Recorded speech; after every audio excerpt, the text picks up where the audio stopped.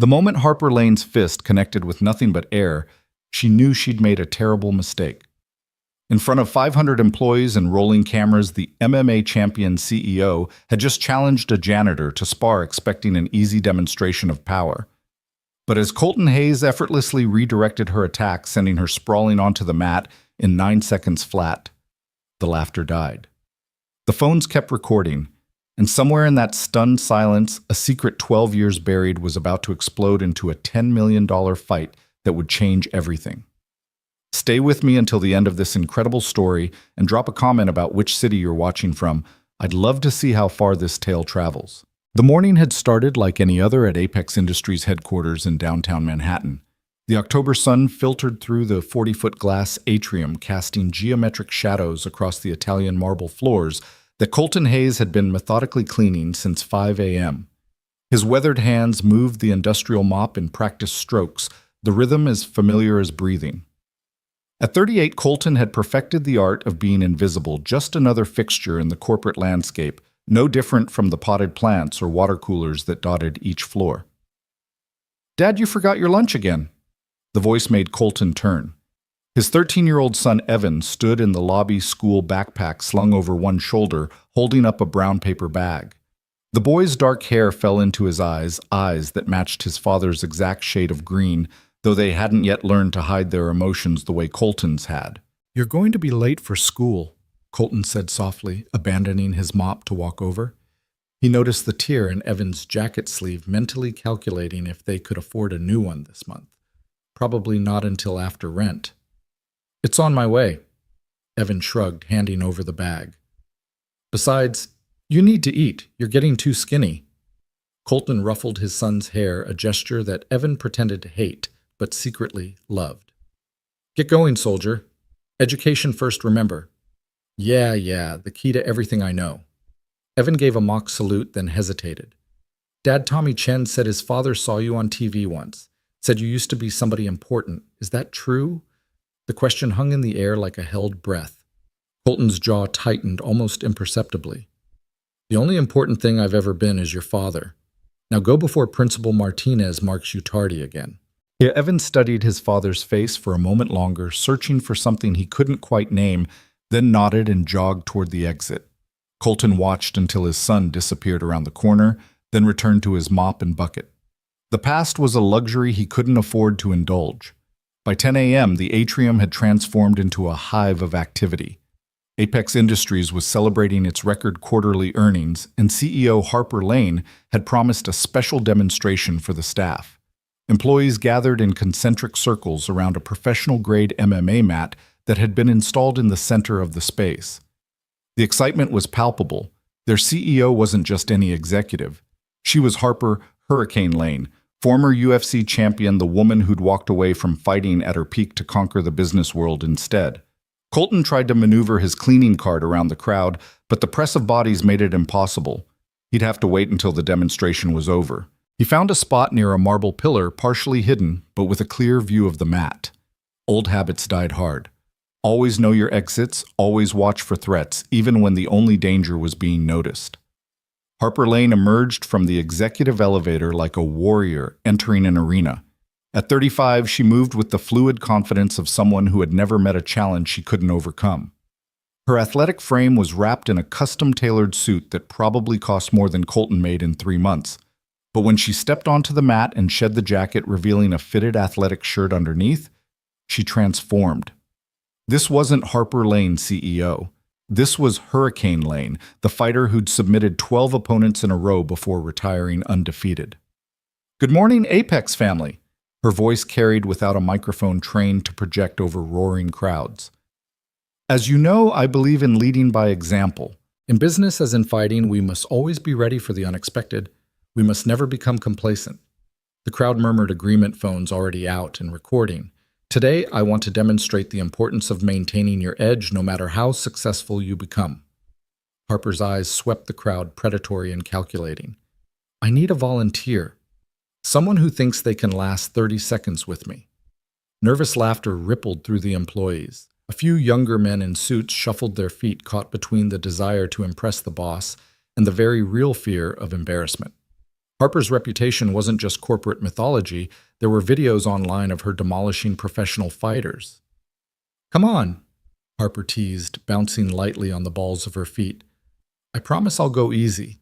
Consider it a team-building exercise." That's when her gaze landed on Colton. The moment stretched like a taut wire. Harper's expression shifted, something flickering behind her eyes, recognition. No, that was impossible. They'd never met. Colton had made sure of that when he took this job 18 months ago. He'd checked the executive schedules, learned Harper's patterns, always ensuring their paths never crossed. "You," Harper said, pointing directly at him, "the gentleman by the pillar." Every head in the atrium turned. Colton felt the weight of 500 stares, the uncomfortable heat of sudden visibility. He shook his head slightly, taking a step backward. "Oh, come on." Harper's smile was sharp as a blade. "Don't be shy. What's your name?" "I'm Maintenance, ma'am," Colton said quietly, his voice barely carrying. "I should get back to work." "Maintenance," Harper's eyebrows rose. "Perfect. You're probably the only person here who does actual physical work. That makes you the ideal candidate." She gestured to the mat. "Unless you're afraid," the word hung in the air like a challenge. Colton saw the calculation in her eyes. She knew exactly what she was doing, which buttons to push. The crowd was already murmuring, some people snickering. He heard someone whisper, "Poor janitor's about to get destroyed." "I really should," Colton began. "I'll make it worth your while," Harper interrupted. $1,000 for 30 seconds. That's $33 per second. Probably more than you make in a day, right? The casual cruelty of the comment made something flicker in Colton's chest. Not anger, he'd burned through his lifetime supply of that years ago. Something else. Something he'd buried beneath routines and responsibilities and the careful construction of an ordinary life. "Ma'am, I appreciate the offer, but—" "5,000, Harper said. The crowd gasped. $5,000 for 30 seconds, cash, today. Colton thought of Evan's torn jacket, the overdue electric bill, the parent-teacher conference next week where he'd have to explain again why he couldn't afford the school's recommended tutoring program. $5,000 would change everything for the next few months. "The mat might get damaged," he said quietly. "From my work boots." Harper's smile widened. "Then take them off." The crowd parted as Colton moved forward, each step feeling like a countdown to something irreversible. He set down his lunch bag, the one Evan had brought, and began unlacing his boots with methodical precision. His movements were unhurried, controlled. A few people laughed at his mismatched socks, one black, one navy blue. He didn't react. "What's your name?" Harper asked again as he stepped onto the mat. "Colton." "Well, Colton, have you ever been in a fight before?" The question almost made him laugh. Instead, he simply said, "A few." "Good.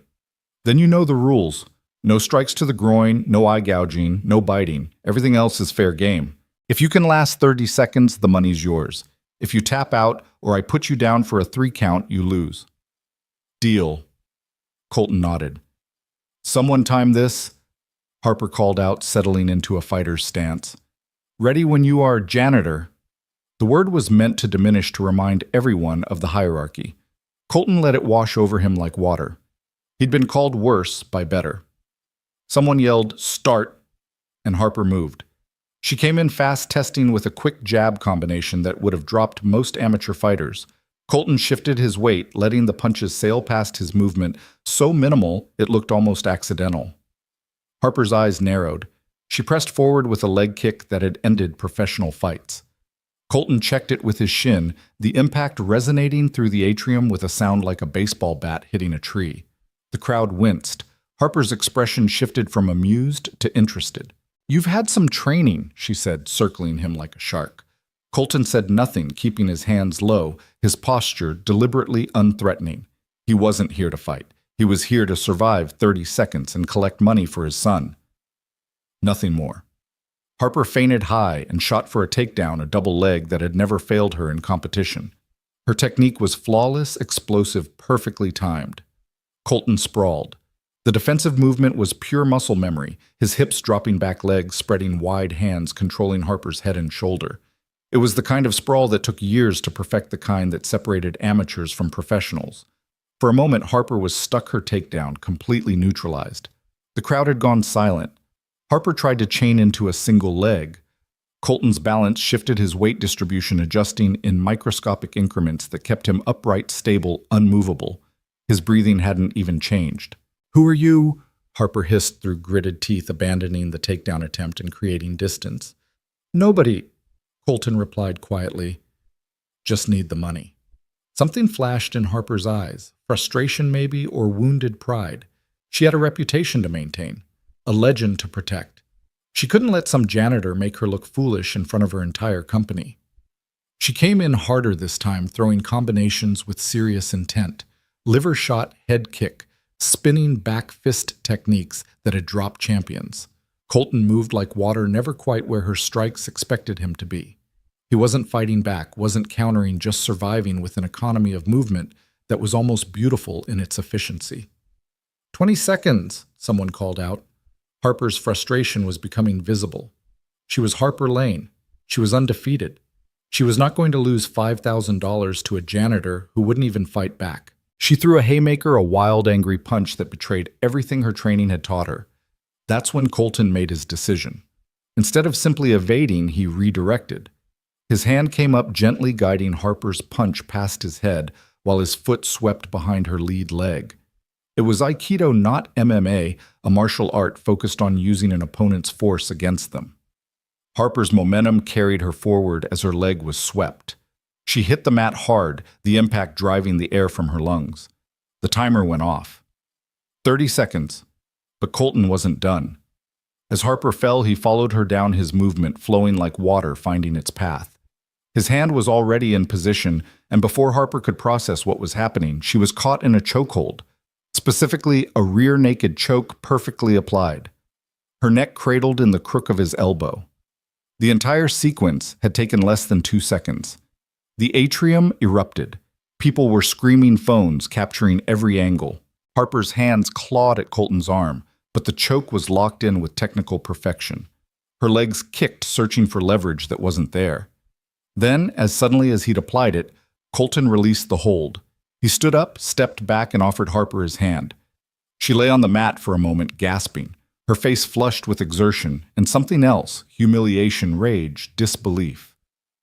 When she looked up at Colton, really looked at him for the first time, her expression changed. The color drained from her face. "No," she whispered so quietly, only Colton could hear. "It can't be." Colton's expression remained neutral. "The 30 seconds is up. I'll take the check if that's acceptable. Or cash, like you said." Harper scrambled to her feet without taking his offered hand. The crowd was buzzing, phones still recording the moment, already being uploaded to social media. Harper's perfect record, her undefeated status, had just been shattered by a janitor in mismatched socks. "Everyone back to work!" Harper barked, her CEO voice cracking like a whip. "Show's over." But it wasn't over. Everyone knew it. The videos were already spreading. The mighty Harper Lane taken down by maintenance staff.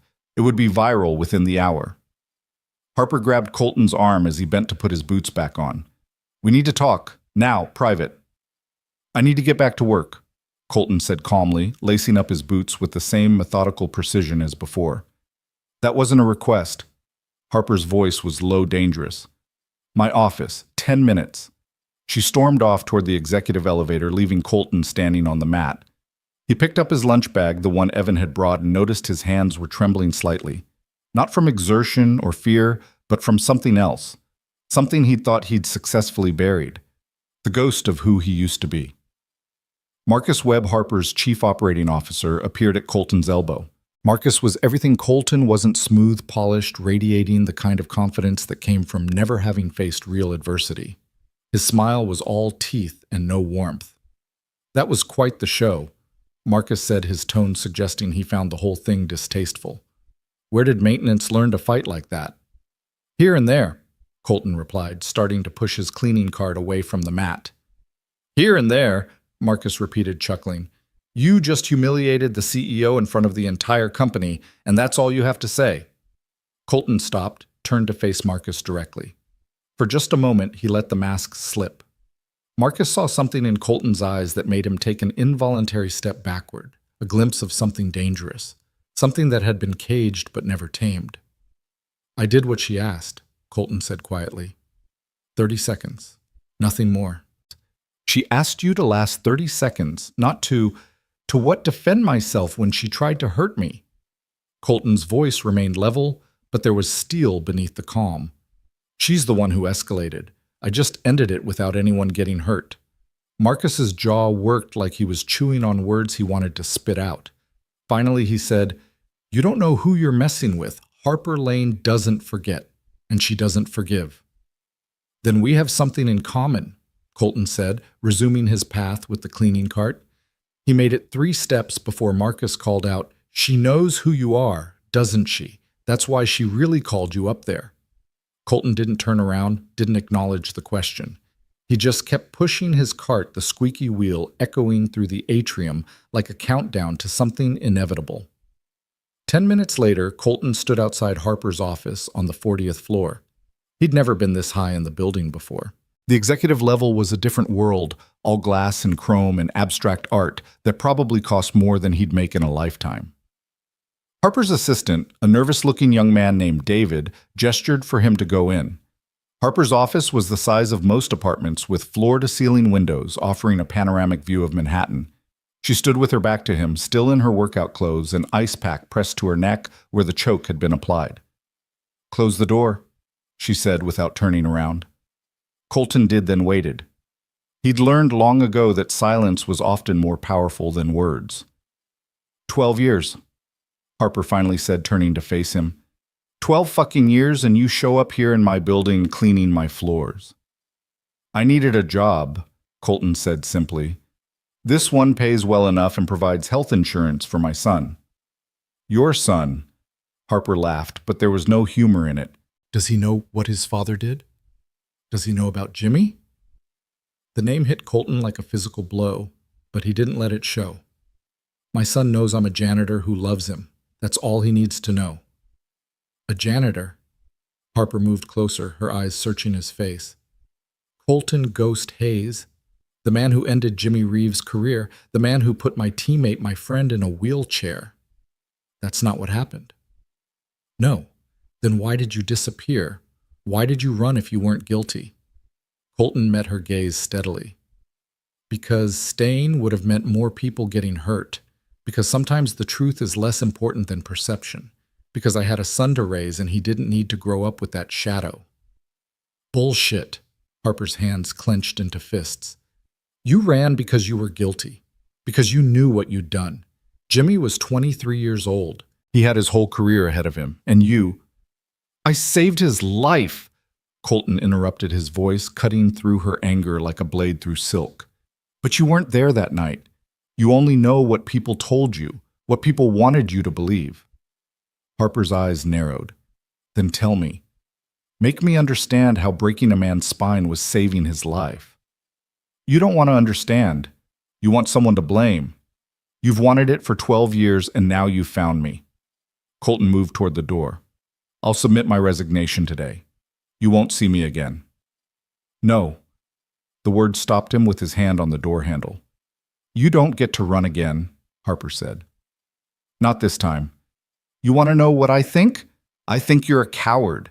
I think you've been hiding behind that mop and bucket, pretending to be nobody because you can't face what you did."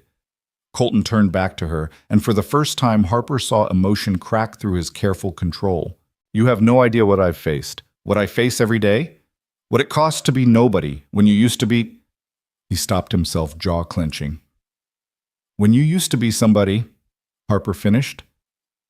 "The ghost, the prodigy who could have been the greatest fighter of his generation. Yeah, I know all about you, Colton. I studied you. Every fight, every move, every technique. You were my hero once, before I knew what you really were. And what am I? A killer who got lucky. Jimmy survived barely, but you killed his dreams, his future, everything he worked for." Colton was quiet for a long moment. When he spoke, his voice was soft, dangerous. "Jimmy Reeves was using steroids, amphetamines, cocaine. The night of our fight, he was so high he couldn't feel pain, couldn't recognize damage. He would have fought until he died in that ring. The referee wouldn't stop it. Jimmy's corner had paid him off. His coach kept sending him back out even though his skull was fractured. So yes, I ended it. I ended it the only way I could that would stop the fight permanently without killing him. You're lying. His toxicology report proved otherwise. But that report was buried because too many important people had too much money riding on Jimmy being clean. A tragic accident was better for business than a drug scandal. Colton's eyes were hard as flint. I took the blame because someone had to, because Jimmy's family needed the insurance money, because the truth would have destroyed more lives than the lie. Harper stared at him, her worldview tilting on its axis. If that's true, why didn't you ever say anything? Why didn't you defend yourself? To whom? The media, who had already convicted me, the fans who wanted blood. The commission that was complicit in the cover-up. Colton shook his head. I had a 2-year-old son and a wife dying of cancer. I didn't have the luxury of fighting for my reputation. I needed to be present. I needed to be a father, so I became nobody. I became invisible. Until today. The office fell silent except for the distant hum of the city far below. Harper sank into her desk chair, the fight suddenly gone out of her. The video's already viral, she said quietly. 3 million views in the last hour. CEO gets destroyed by janitor. That's the headline. I'm sorry, that wasn't my intention. Harper laughed bitterly. Wasn't it the perfect revenge? Humiliate me in front of everyone. If I wanted revenge, I've had 18 months to take it. I've been in this building invisible watching you rise, watching you succeed. I could have destroyed you a dozen different ways if that's what I wanted. Colton moved back toward the door. I just wanted to earn money for my son. That's all I've ever wanted. Wait. Harper stood up. The 5,000. You earned it. She pulled out her phone, started tapping. What's your account information? Keep it. What? Keep your money. I don't want it. Not like this. Colton opened the door. I'll clean out my locker and be gone within the hour. Colton, wait. But he was already gone, walking down the hallway with the same steady pace he used to push his cleaning cart. Harper stood in her doorway, watching him disappear around the corner, feeling like she'd just lost a fight she didn't even know she was in. David, her assistant, approached nervously. Ms. Lane, you have the board meeting in 15 minutes about the Singapore expansion. Harper didn't respond. She was looking at her phone at the video that was now approaching 5 million views, but she wasn't watching herself get taken down. She was watching Colton's face. The careful control, the deliberate restraint, the moment when he could have really hurt her, but chose not to. Cancel it, she said suddenly. I'm sorry. Cancel the meeting. Cancel everything for the rest of the day. She went back into her office, her mind racing. And David, I need you to find everything you can about Colton Hayes. Everything. I don't care how deep you have to dig or how much it costs. Yes, ma'am. May I ask why? Harper was quiet for a moment, still staring at the video. Because I think I've been wrong about something for 12 years. And if I have, then I've just made a terrible mistake. Meanwhile, Colton was in the basement cleaning out his locker.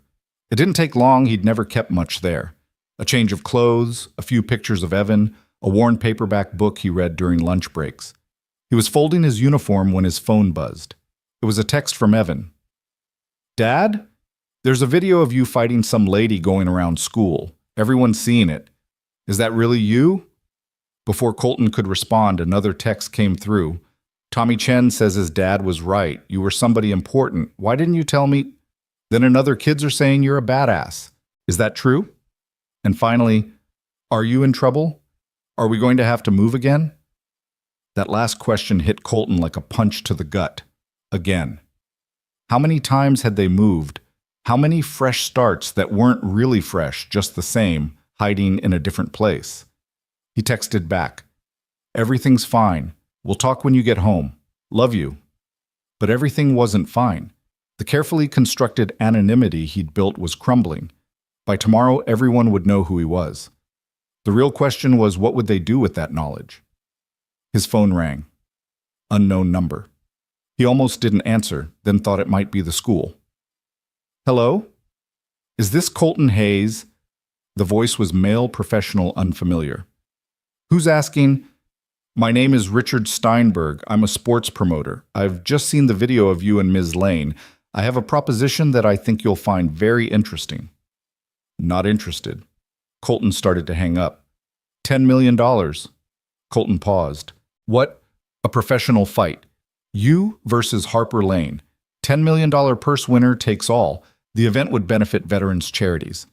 Given the viral nature of today's incident, I guarantee we could sell out Madison Square Garden. I said I'm not interested. Mr. Hayes, I know who you are. I know what happened 12 years ago. This is your chance to tell your side of the story, to clear your name, and to secure your son's future. The mention of Evan made Colton's grip tighten on the phone. Don't talk about my son. I apologize. But think about it. $10 million. Enough to pay for college, buy a house, never worry about money again. All for one fight, one chance to show the world who Colton Ghost Hayes really is. The answer is no. I'll give you 48 hours to reconsider. My number will be in your phone. Think about your son, Mr. Hayes. Think about what that money could mean for his future. The line went dead. Colton stood in the empty locker room holding his phone, feeling the weight of the past crushing down on him. 12 years of running, of hiding, of being nobody. And now in 9 seconds of redirected violence, it was all unraveling. He finished packing his things and headed for the exit. As he passed through the lobby, he saw a crowd gathered around someone's phone watching the video again. They fell silent as he passed, staring at him with a mixture of awe and uncertainty. The invisible man suddenly painfully visible. Outside, the October air was sharp with the promise of winter. Colton pulled out his phone and called the only person he could trust. Ray, it's me. Yeah, I know you've seen it. Everyone's seen it. He paused, listening. No, I'm not taking the fight. I'm done with that life. I just need you to watch Evan for a few days. Things might get complicated. Ray Martinez had been Colton's trainer once, back when he'd had a future in fighting. Now he ran a small gym in Brooklyn, teaching kids how to defend themselves and stay out of trouble. He was one of the few people who knew the truth about what happened 12 years ago. Colt, you can't run from this anymore. Ray's gravelly voice carried through the phone. That video's opened a door you can't close. Harper Lane's not going to let this go. You embarrassed her. I didn't mean to. Doesn't matter what you meant. What matters is what happens next. And brother, if you don't control the narrative, someone else will. They'll paint you as the villain again. Is that what you want Evan to see? Colton was quiet, watching the city move around him. Everyone focused on their phones, their lives, their problems. For 12 years, he'd been part of that anonymous flow. Now he was a disruption, a story, a viral moment that wouldn't fade. There's something else, Ray said. I got a call about an hour ago. Marcus Webb, Harper's COO. He was asking questions about you, about the old days, about Jimmy. What did you tell him? Nothing. But Colt, this guy's got resources. He's going to dig. And there are people who know things, people who might talk for the right price. Colton closed his eyes, feeling the walls closing in. What do you think I should do? I think you should consider the fight. Not for the money, though God knows you could use it, but for the chance to control your own story. To show Evan who his father really is, not who the world says you are. I'm not a fighter anymore, Ray. I'm a janitor, a father. That's it. You're a father who just took down an undefeated champion in 9 seconds. That's not nothing, brother. That's not nobody. After Colton hung up, he walked the 30 blocks to Evan's school. He needed to be there when his son got out, needed to explain before the rumors and speculation twisted the truth beyond recognition. But as he approached the school, he saw the crowd reporters, cameras, people with phones all aimed at the entrance. Someone spotted him. There he is, Colton Hayes! The mob surged toward him, shouting questions. Why did you challenge Harper Lane? Are you coming out of retirement? What really happened with Jimmy Reeves? Is it true you're taking the $10 million fight? Colton retreated, his heart racing. He couldn't get to Evan like this. The school day wasn't over yet, but when it was, his son would walk into this chaos. He pulled out his phone, called the school's office. This is Colton Hayes, Evan Hayes' father. There's a situation outside. Tell Mr. Hayes we're aware. We've already arranged for Evan to exit through the faculty parking lot. Vice Principal Morrison will drive him home. Thank you. Tell him I'll be there. Tell him everything's okay. But as Colton made his way back to their small apartment in Queens, he knew that was a lie. Nothing was okay. The past he'd buried had been exhumed in the most public way possible. And Harper Lane, the woman who'd hated him for 12 years without knowing the truth, now held his future in her hands. His phone buzzed, a text from an unknown number. When he opened it, his blood ran cold. It was a photo of Evan at school taken from a distance. The message read, "Your boy looks just like you. Same eyes, same potential. Would be a shame if he followed in his father's footsteps, unless his father makes the right choice. Take the fight, Ghost, or we'll make sure everyone knows what really happened that night, including what you did to Jimmy's knee before the spine injury. The whole truth, not just the parts you've convinced yourself are noble." Colton deleted the message, but his hands were shaking. Someone knew. Someone who'd been there, who'd seen what happened in those final moments, the decision he'd made that haunted him more than anything else. The choice between letting Jimmy die in the ring or destroying his body to save his life. He made it to the apartment building just as Vice Principal Morrison's car pulled up. Evan jumped out, his face a mixture of confusion and excitement. "Dad, did you see you're famous? Everyone's talking about you." Colton knelt down, pulling his son into a hug. "We need to talk, soldier. There are things I should have told you a long time ago." They went inside up 3 flights of stairs to their 2-bedroom apartment. It was small but clean, everything in its place. Colton had learned that order was a form of control, and control was how you survived. Evan threw his backpack on the couch and turned to his father, eyes bright with curiosity. "So it's true you were a fighter, like a real fighter?" Colton sat down, gesturing for Evan to join him. "Yes. A long time ago, before you were born, I was a professional fighter. I was good at it." "Good, Dad, I looked you up. You were undefeated. 15 wins, 15 knockouts. They called you the Ghost." Evan's excitement dimmed slightly. "But then something happened. The websites all say you did something bad, that you hurt someone on purpose." "It's complicated, Evan. I'm 13, not 3. I can handle complicated." Colton looked at his son, really looked at him. When had he gotten so tall? When had his voice started changing? How much of his childhood had Colton missed while trying to protect him from the past? "There was a fight," Colton began slowly. "My last fight, against a man named Jimmy Reeves. Something went wrong. He got hurt badly, paralyzed. Everyone blamed me." "Did you do it on purpose?" "No, but I did hurt him. I had to make a choice between letting him die or stopping him in a way that would make sure he couldn't continue. I chose to stop him." "So you saved his life?" "It's not that simple. The way I stopped him, the technique I used, it ended his career, his dreams, everything he'd worked for. Some people think that's worse than dying." Evan was quiet for a moment, processing. Then he asked, "Is that why we move so much? Why you never talk about Mom? Why you work as a janitor, even though you could probably be a coach or trainer or something?" The questions hit Colton in rapid succession, each one a small wound. "Yes, to all of that. I wanted to give you a normal life, a safe life, away from all of that. But it found us anyway." "Yeah," Colton admitted. "It did." "So what happens now?" Before Colton could answer, there was a knock at the door. They both froze. Nobody ever knocked on their door. Nobody was supposed to know where they lived. Colton moved Evan behind him and approached the door cautiously. "Who is it?" "Mr. Hayes. My name is Sarah Kim. I'm a documentary filmmaker. I'd like to talk to you about telling your story." "Not interested." Colton started to move away from the door. "I have information about that night. Security footage that was supposedly destroyed. It shows what really happened in Jimmy's corner between rounds. It shows his coach injecting him with something." Colton stopped. That footage could change everything. It could prove what he'd been saying for 12 years. "How do I know you're telling the truth?" An envelope slid under the door. Inside was a single photograph, grainy but clear enough. It showed Jimmy's corner, his coach holding a syringe, the referee, looking away, money changing hands in the background. "This is just one frame," Sarah Kim said through the door. "I have the whole video, but I need your cooperation, your side of the story, the truth." Evan picked up the photo, studied it. "Dad, this could fix everything. You could clear your name." Colton looked at his son, at the hope in his eyes.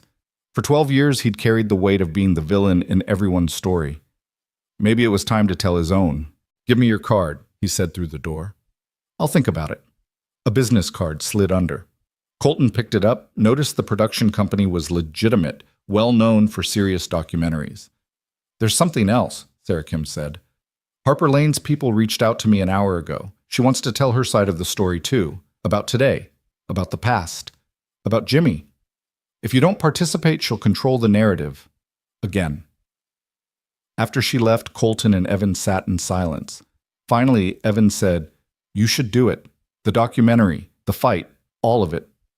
Evan, "No, Dad, listen. My whole life you've been hiding. We've been hiding. I didn't even know who you really were until today. And you know what? I'm proud of you. Not because you were some great fighter, but because you gave that up to raise me. Because you took the blame to protect people. Because even today when that woman tried to hurt you, you were gentle. You stopped her without really hurting her." Colton felt tears threatening push them back. "You don't understand what you're asking. If I do this, if I step back into that world, everything changes. The quiet life we've built was never real," Evan interrupted. "It was just hiding. And I'm tired of hiding, Dad. I'm tired of being the kid whose father is nobody. I want them to know who you really are. I want to know who you really are." Colton's phone rang. Harper's name on the screen. He answered. "Ms. Lane, we need to meet, tonight. Neutral ground. There's a coffee shop on 42nd and Lex. 1 hour." "I don't think that's a good idea." "I know about the threatening text, about the photo of Evan. Marcus sent it. He's got his own agenda, his own secrets from that night. If we don't handle this correctly, we're both going to burn, and your son's going to get caught in the fire." Colton looked at Evan, who was watching him intently. 1 hour. "And Colton, I'm sorry, for today, for everything. I didn't know." "Nobody ever does," he said, and hung up. The coffee shop on 42nd and Lexington was nearly empty when Colton arrived 15 minutes early out of habit. He chose a corner booth with clear sight lines to both exits, ordered black coffee he didn't intend to drink, and waited. The place smelled of burnt espresso and industrial cleaner, reminding him of countless late-night diners where fighters would gather after training, telling stories about glory days that probably never existed the way they remembered them. Harper arrived exactly on time, having traded her athletic wear for jeans and a Yankees cap pulled low. She slid into the booth across from him, and for a moment they just stared at each other, two fighters sizing up an opponent, except neither was sure if they were enemies anymore. "You look different," Harper said finally, "without the janitor uniform." "You look different without 500 employees watching," Colton replied. She almost smiled at that, then caught herself. "I've spent the last 3 hours reading everything I could find about you. The real stuff, not the tabloid garbage. Ray Martinez gave me an earful about what really happened that night. Ray talks too much. Ray cares about you, said you were the most talented fighter he ever trained and the most frustrating, said you could have been champion of the world if you hadn't walked away. Could have been doesn't pay rent or raise children?" Harper pulled out her phone, showed him a screenshot. The video of their encounter now had 27 million views. "This does, though. You're trending worldwide. The ghost returns. That's what they're calling it." "I didn't return. I was just trying to earn $5,000, which you refused to take. It didn't feel right. Not after—" Colton trailed off, looking out the window at the river of yellow cabs flowing past. "After you realized I didn't know the truth," Harper finished. "That I'd spent 12 years hating you for something you didn't do. At least not the way I thought you did."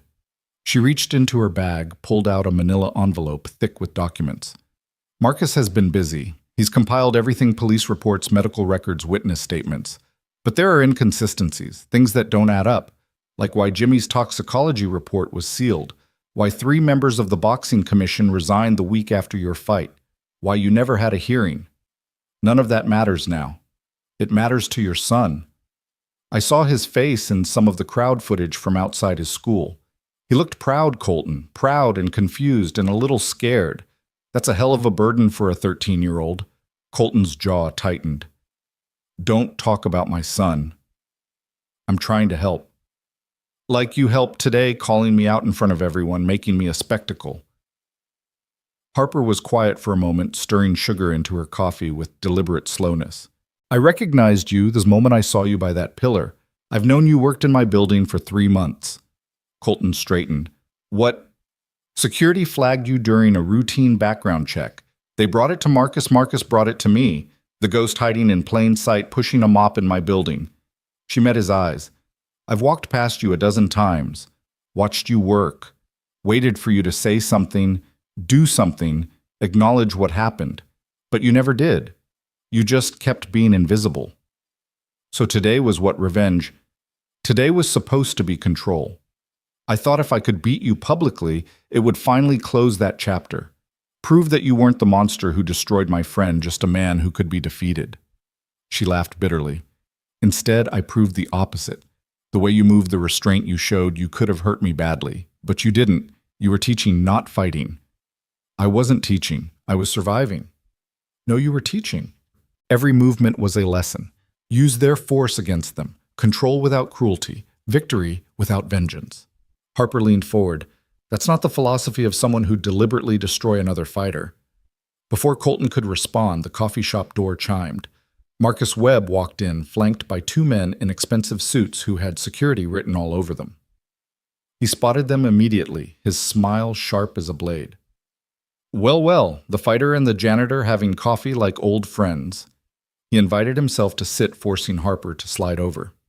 Ms. Lane, the board is concerned about today's incident. The stock price has dropped 3 points. The board can wait, Harper said coldly. Actually, they can't. Marcus pulled out a tablet, showed them a news article.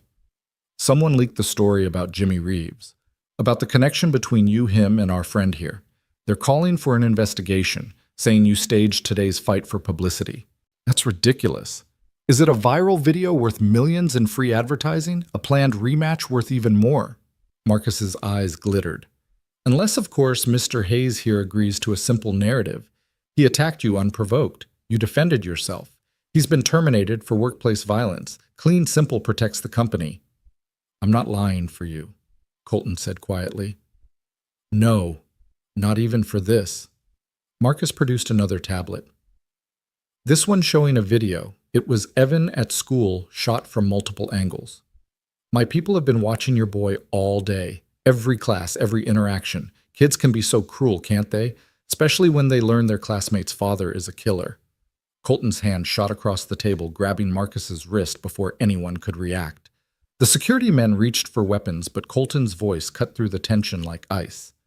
If you go near my son again, if you even think about him, I'll show you what everyone thinks I did to Jimmy. Except with you, it won't be an accident. Marcus tried to pull away, but Colton's grip was iron. You're threatening me in front of witnesses. I'm promising you, Colton said, then released him. Marcus rubbed his wrist. His composure cracked. You just made a mistake, Hayes. I own judges, police commissioners, media outlets. I can destroy you. You can try, Harper interjected, her voice steady. But if you do, I'll personally ensure the board knows about your creative accounting. The Singapore funds that went missing, the ones you blamed on a systems error. Marcus went pale. You wouldn't dare.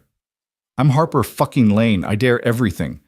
She stood, gesturing for Colton to follow. We're done here, Marcus. And if I see even one negative story about Mr. Hayes or his son, I'll bury you so deep they'll need archaeologists to find you. Outside, the evening air was crisp with approaching winter. Harper walked beside Colton in silence for a block before speaking. He's going to come after both of us now. I know. I can protect myself. Can you protect Evan? Colton thought of his son's face, the pride mixed with confusion. I've been protecting him his whole life. From the truth. That's not the same as protecting him from Marcus Webb and his resources. Harper stopped walking, turned to face him. Take the fight. What? The $10 million fight. But not winner takes all. We split it no matter what. $5 million each. Enough to disappear if we need to or fight back if we choose to. You want to fight me for real? I want to control the narrative, our fight, our rules, our story. We make it about redemption, not revenge. About truth, not spectacle. And we use it to expose what really happened 12 years ago. Colton studied her face, looking for the angle, the trap. Why would you do that? Because I've spent 12 years hating the wrong person. Because Jimmy Reeves is still alive, living in Miami, running a gym, and he sent me a message an hour ago. Want to know what it said? She showed him her phone. The message was brief. Harper stopped digging. Colton saved my life that night. Let it go or we all burn. Jimmy. He's known the truth all along, Colton said, not surprised. And he let you take the blame. Let me hate you. Let everyone destroy you. Harper's voice was thick with anger, but not at Colton anymore. That's what I can't forgive. The cowardice of it. He was 23 and paralyzed. His whole world had ended. Blaming me gave him something to hold on to besides the truth that his own coach, the man he trusted, pumped him full of drugs and sent him to die for money. You're defending him. I'm understanding him. There's a difference. Harper's phone rang. She answered, her face changing as she listened. What do you mean, gone? How can he be gone? She hung up, turned to Colton with panic in her eyes. That was David, my assistant. Marcus has disappeared. Cleared out his office, transferred millions from company accounts, and vanished. He's running, or planning something. Harper's phone buzzed with another call. This time, her face went white. There's been an incident at your son's school. Someone called in a bomb threat. The building's being evacuated. Colton was already running Harper, keeping pace beside him. They covered the 20 blocks to the school in minutes, arriving to find chaos, police cars, fire trucks, parents frantically searching for children. Colton spotted Evan's bright blue backpack in a crowd of students and pushed through. Dad! Evan ran to him, and Colton crushed him in a hug. They said someone called about a bomb. Said it was because of you, because of the fighting thing. It's okay. You're safe. That's all that matters. Mr. Hayes. A police officer approached. We need to ask you some questions. He'll answer them later, Harper said, stepping forward with an authority that made the officer step back. Right now he's taking his son home. And you are a Harper Lane. My company's security team will be coordinating with you on this threat. We believe it's connected to a corporate espionage situation involving Marcus Webb. The officer's expression changed. Everyone knew Harper Lane. Of course, Ms. Lane. But we'll need Mr. Hayes to come to the station tomorrow. He'll be there. As they walked away, Evan between them, the boy looked up at Harper with curiosity. You're the lady from the video, the one my dad beat. Your dad didn't beat me, Harper said. He taught me something. What? That winning isn't always about being the strongest. Sometimes it's about knowing when not to fight. They reached Colton's apartment building. Harper started to leave, but Evan stopped her. Are you going to fight my dad again? For real this time? Harper looked at Colton, something passing between them. Maybe, but if we do, it won't be against each other. It'll be against everyone who thinks they know the truth. After Harper left, Colton made dinner while Evan did homework, trying to maintain normalcy in a day that had been anything but normal. But his mind kept racing Marcus's disappearance, the bomb threat, the fight offer. The careful life he'd built was crumbling, and he couldn't see a way to stop it. His phone rang. Unknown number. Yeah. Ghost. The voice was familiar, but older, rougher. It's Jimmy. Colton's hand tightened on the phone. Jimmy. I heard about today. Saw the video. You still move like water, man. What do you want? To warn you. Marcus Webb was there that night. He was working with my coach, handling the betting. He's got more to lose than anyone if the truth comes out. I figured as much. There's more. He's got a fighter, some young killer out of Eastern Europe, trained specifically to hurt people, not win matches. Word is he's planning something. A public challenge, maybe. Force you back into the ring on his terms. I'm not fighting anymore, Jimmy. You fought today. That was different. Was it look, Ghost? I know I owe you more than I can ever repay. You could have let me die in that ring. Should have, probably. Instead, you broke my spine to save my life. That's a kind of arithmetic most people can't understand. You let them blame me. Yeah, I did. And I'm sorry for that. But I was young and scared and broken. The story they gave me was easier than the truth. Jimmy paused. But I'm not young anymore. And I'm tired of lying. If you take this fight with Harper, I'll come forward, tell everyone what really happened. Why now? Because I've got a son too, teaches classes at my gym, and he asked me the other day if I knew you if the stories were true. I couldn't look him in the eye and lie anymore. After Jimmy hung up, Colton sat in the dark living room watching the city lights through the window. Evan had fallen asleep on the couch doing homework, and Colton covered him with a blanket, studied his face. So young still, but forced to grow up fast by a father who'd been running from shadows.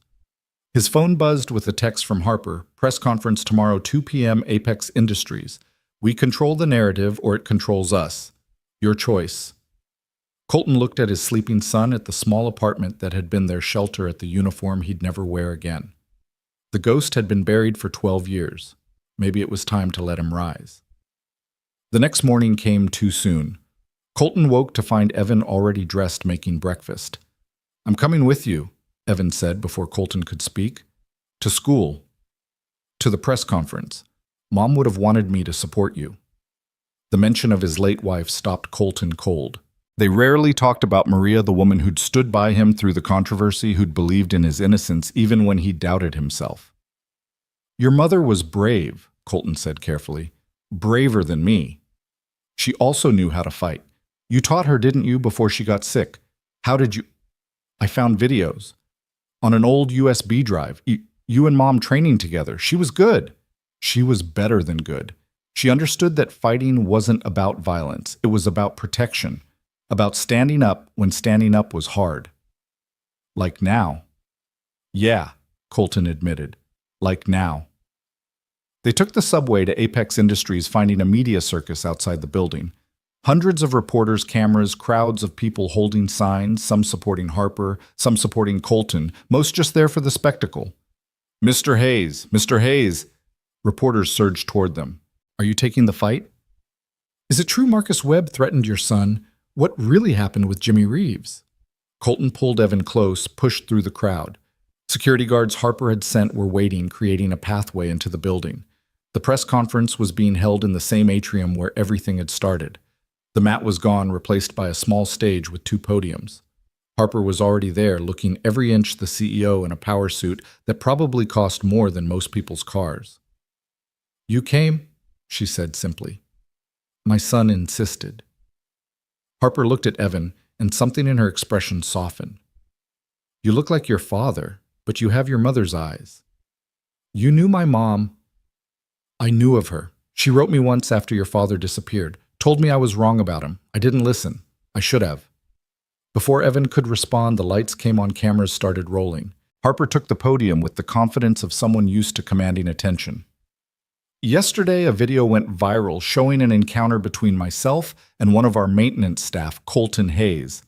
That video has been viewed 50 million times and spawned countless questions, rumors, and speculation. Today, we're here to set the record straight. She paused, letting the moment build. Colton Hayes is not just a janitor. He's a former professional fighter who left the sport under controversial circumstances 12 years ago. I called him onto that mat yesterday because I recognized him, because I wanted answers to questions I'd been carrying for over a decade. The crowd murmured, phones recording every word. What I discovered was that I'd been wrong. The man I thought was a villain was actually a hero. The man I thought destroyed my friend actually saved his life. And the story we've all believed for 12 years was a lie designed to protect powerful people who profited from that lie. Ms. Lane, a reporter shouted. Are you saying the Jimmy Reeves incident was covered up? I'm saying that the truth is more complex than what was reported, and that Colton Hayes deserves the chance to tell his side of the story. She stepped back, gesturing for Colton to take the podium. He approached slowly, unused to being the center of attention, feeling the weight of hundreds of eyes and cameras. I'm not good at speeches. He began, his voice quiet but steady. I'm better with actions than words.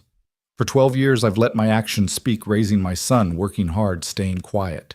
But silence has a cost, and my son has been paying it. He looked at Evan, who nodded encouragingly. 12 years ago, I made a choice in a boxing ring. A fighter named Jimmy Reeves had been drugged by his own corner. He couldn't feel pain, couldn't recognize damage. He was going to fight until he died. The referee had been paid to let it happen. So I ended it the only way I could, with a technique that would stop the fight permanently. It paralyzed Jimmy, but it saved his life. The room erupted with questions, but Colton raised his hand for silence.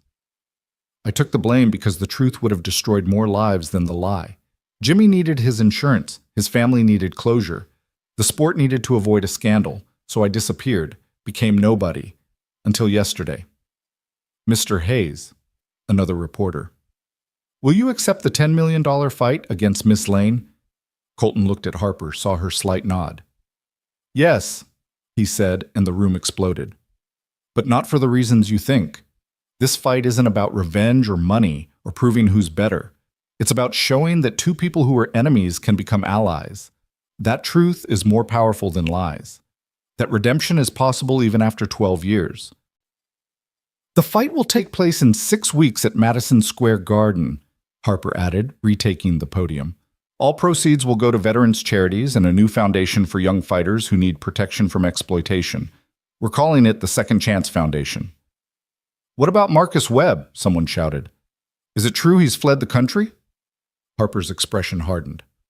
Marcus Webb is under federal investigation for embezzlement and fraud.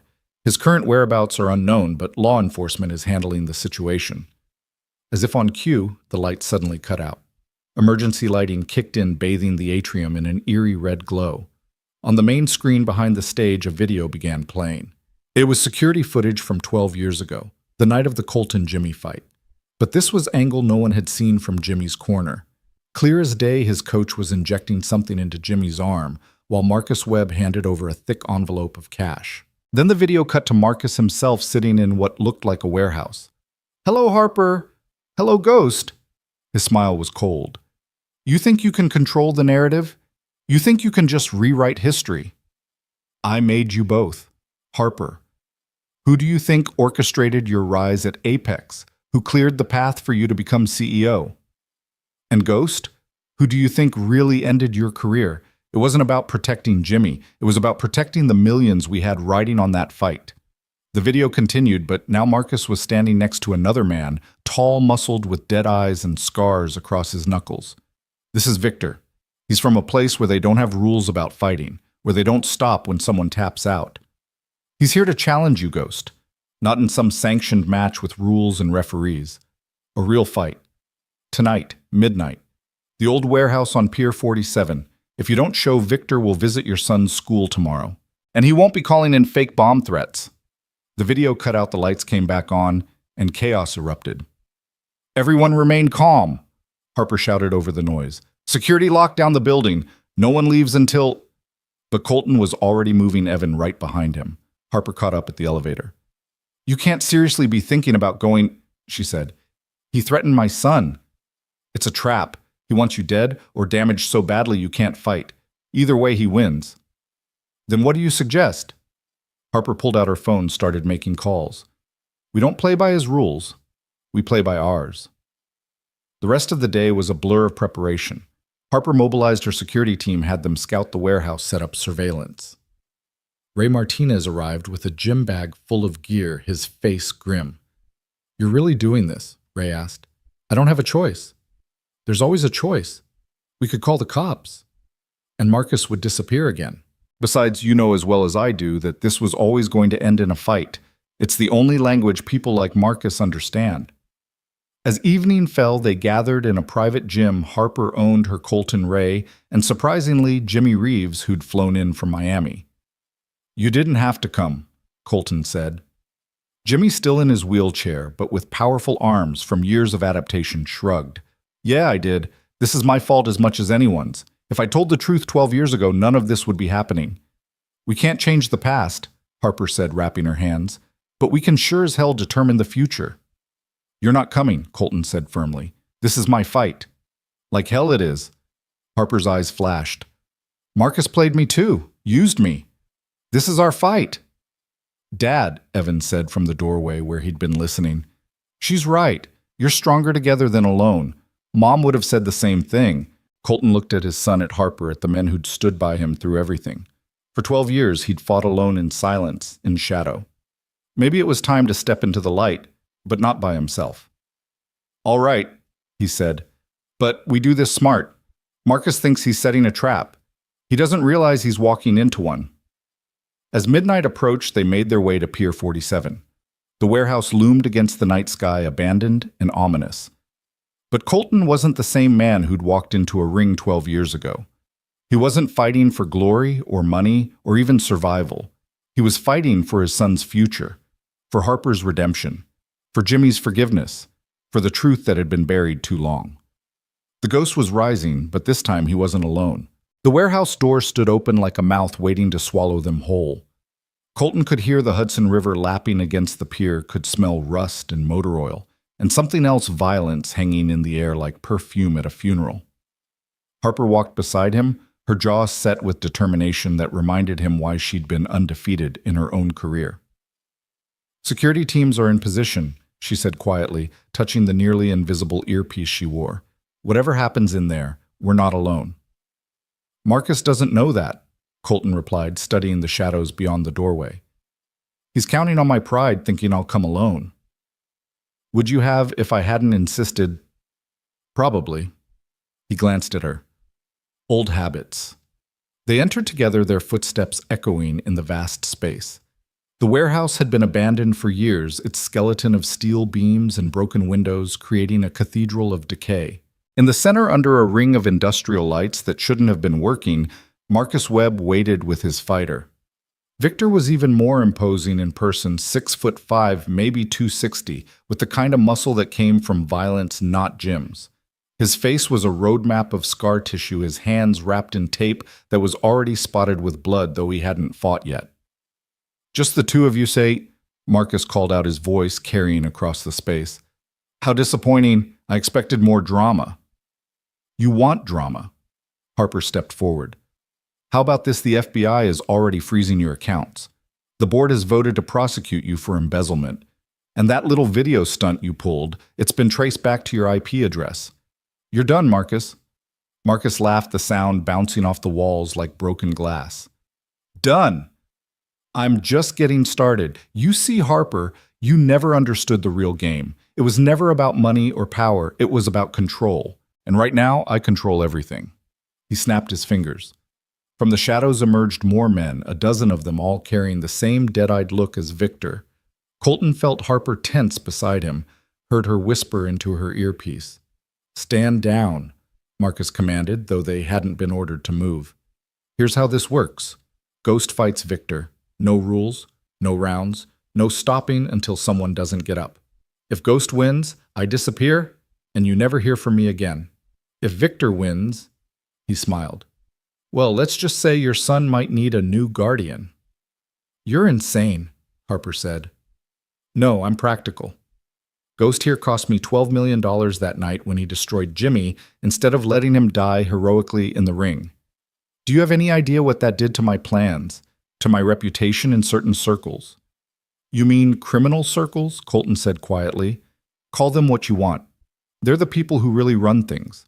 And they've been waiting 12 years for me to settle this debt." Marcus gestured to Victor.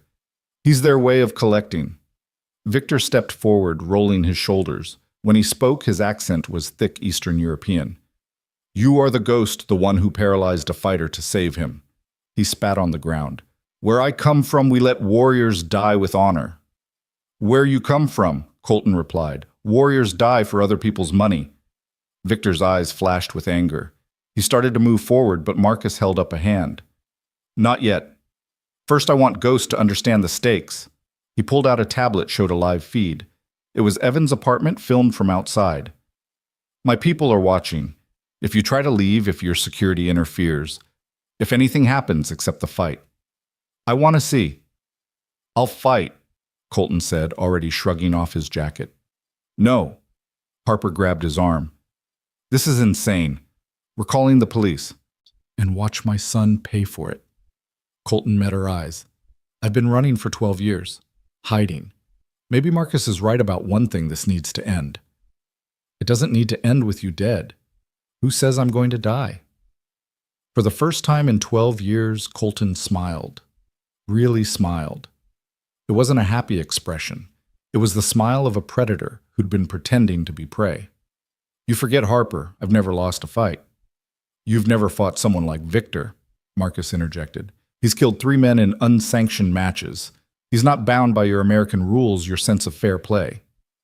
"Neither am I," Colton said, and something in his voice made even Victor step back slightly. "Not anymore." He moved to the center of the lit area, began stretching with the methodical precision of someone preparing for war. Harper stayed close, her voice urgent. "You don't have to prove anything. Not to me, not to Marcus, not to anyone." "I'm not proving anything," Colton said, testing his range of motion. "I'm protecting my son. There's a difference." What if you lose? Then you take care of Evan. Promise me. Harper's eyes filled with tears she refused to let fall. You're not going to lose. Promise me anyway. I promise. But Colton, she grabbed his face, forced him to look at her. You come back. You fight, you win, and you come back. Because that boy needs his father, and because... She paused, something shifting in her expression. Because I need you to help me run the foundation. The Second Chance Foundation. We're partners now, remember? Before Colton could respond, Victor had moved into the circle, bouncing on his feet despite his size. The other men formed a loose ring around them, a human arena with no escape. Last chance, Ghost, Marcus called out. You can walk away. Leave the city. Leave the country. I'll even give you money to disappear. I tried disappearing, Colton replied, settling into a stance that was different from what he'd shown against Harper, lower, more grounded, ancient. It didn't take. Victor attacked without warning, a rushing bull charge that would have destroyed most fighters. But Colton wasn't there anymore, having shifted just enough to let the bigger man's momentum carry him past. Victor spun through a haymaker that could have decapitated someone. Colton ducked under it, his hand snapping out to strike Victor's ribs. It was a precise hit targeting the floating rib, and Victor grunted the first sign he could feel pain. You're quick for an old man, Victor said, circling more carefully now. You're slow for a killer, Colton replied. Victor's face darkened. He came in again, but this time with more technique, a combination of strikes that showed formal training beneath the brutality. Colton weaved through them, his movement liquid, but one caught him a knee to the ribs that lifted him off his feet. He rolled with the impact, came up moving, but Harper saw him wince. Something was damaged. He's hurt, Marcus crowed. The Ghost is already breaking. Victor pressed his advantage, throwing bombs that Colton could only partially avoid. Each impact that landed was devastating, and Colton was being driven back toward the wall of men who wouldn't let him pass. Come on, Ghost, Harper shouted. Remember what you taught me, use his force. Shh. But Victor had learned from the early exchange. He wasn't overcommitting anymore, wasn't giving Colton anything to redirect. He was breaking him down systematically, like a demolition expert taking apart a building. A particularly vicious combination sent Colton to one knee. Victor stood over him, breathing hard but smiling. The Ghost dies tonight, he said, raising his fist for a finishing blow. That's when Colton moved. It wasn't the desperate scramble of a beaten fighter. It was the explosive precision of someone who'd been playing a different game entirely. His hand shot up, catching Victor's descending fist and redirecting it into the concrete floor. The impact was tremendous. Everyone heard the bones break. Victor screamed, tried to pull back, but Colton was already flowing into the next movement. His legs scissored around Victor's, taking him down, and suddenly the giant was on his back with Colton on top, raining down elbows that were aimed with surgical precision. Stop playing with him, Marcus shouted. Victor, get up! But Victor couldn't get up. Colton had shifted into full mount, his weight distributed perfectly, his strikes targeting nerve clusters and pressure points that most fighters didn't even know existed. It wasn't boxing or MMA, it was something older, more devastating. This is what I learned, Colton said, his voice carrying despite the violence. Not in a gym or a ring. In places where there were no rules, no referees, no mercy. Before I became a fighter, I was something else. Something worse. He grabbed Victor's arm, twisted it into a lock that threatened to tear every ligament. Yield, Colton said quietly. Victor tried to resist, but Colton applied pressure. The arm began to bend in ways arms shouldn't bend. Yield or I break it beyond repair. You'll never fight again. Do it, Marcus screamed. Victor, destroy him. But Victor had felt something in Colton's grip, seen something in his eyes. This wasn't a sport fighter or even a tough guy. This was someone who'd learned violence in places where losing meant dying. I yield, Victor gasped. Colton immediately released him, stood up, stepped back. The warehouse was silent except for Victor's labored breathing. No. Marcus pulled out a gun, pointed it at Colton. You don't get to win, not again. The shot was impossibly loud in the enclosed space. But Colton wasn't where the bullet went. He'd moved the instant he saw Marcus's hand twitch old instincts from a life before fighting, before Evan, before everything. Harper had moved too, and her thrown shoe caught Marcus in the face just as he tried to track Colton for a second shot. The gun went flying, skittering across the concrete. Then the warehouse erupted. Harper's security team burst in from multiple entrances, weapons drawn, shouting commands. The FBI followed seconds later. Apparently, Harper's call about Marcus's location had been taken seriously. Marcus tried to run, but found Jimmy Reeves blocking his path in his wheelchair. "Hello, Marcus," Jimmy said calmly. "Remember me. The fighter you tried to kill for money." "Get out of my way, cripple." Jimmy smiled. "That's the thing about being in a wheelchair for 12 years. You develop really strong arms." He reached out, grabbed Marcus's leg, and yanked. Marcus went down hard, his head hitting the concrete with a sound like a dropped melon. He didn't get back up. As the FBI cuffed an unconscious Marcus and his men, Colton found himself sitting on the floor, exhausted. Harper sat beside him. Her designer suit ruined her hair a mess, looking more beautiful than he'd ever seen her. "You lied," she said. "About what?" "About being just a janitor, about being nobody. That fighting style that wasn't MMA, that wasn't boxing." Colton was quiet for a moment. "Before I was a fighter, I was a soldier, special operations, places that don't officially exist doing things that never officially happened. When I came home, fighting was therapy, a way to use the violence for something clean, something with rules. And then Jimmy happened, and then Jimmy happened, and I became nobody because nobody was safer than what I used to be." Harper leaned against his shoulder. "You're not nobody. You never were." "Dad?" Evan broke through the police line, ran to his father. Colton caught him, held him tight, felt the boy's tears on his shoulder. "I'm okay," Colton whispered. "Everything's okay. I saw it on the news. They said you were fighting some killer. I thought—" Evan pulled back, looked at his father with eyes that were too old for 13. "I thought I was going to lose you too." "Not a chance, soldier. I made a promise to your mom. I plan to keep it." Ray Martinez approached, shaking his head. "In all my years training fighters, I've never seen anything like that. Where the hell did you learn to fight like that?" "Different life," Colton said simply. "One I thought I'd left behind." "Maybe you can't leave things behind," Harper said. "Maybe you can only transform them into something better." The next 6 weeks passed in a blur of training and media attention. The story of Marcus Webb's arrest, the revealed truth about the Jimmy Reeves fight, and the upcoming bout between Harper and Colton had captured the world's imagination. Not as a grudge match, but as something else, a demonstration of redemption, forgiveness, and the power of truth. They trained together, pushing each other, learning from each other. Harper improved her ground game under Colton's tutelage, while he remembered what it felt like to fight for joy rather than survival. Evan was there every day after school, wrapping hands, holding pads, becoming part of something larger than himself.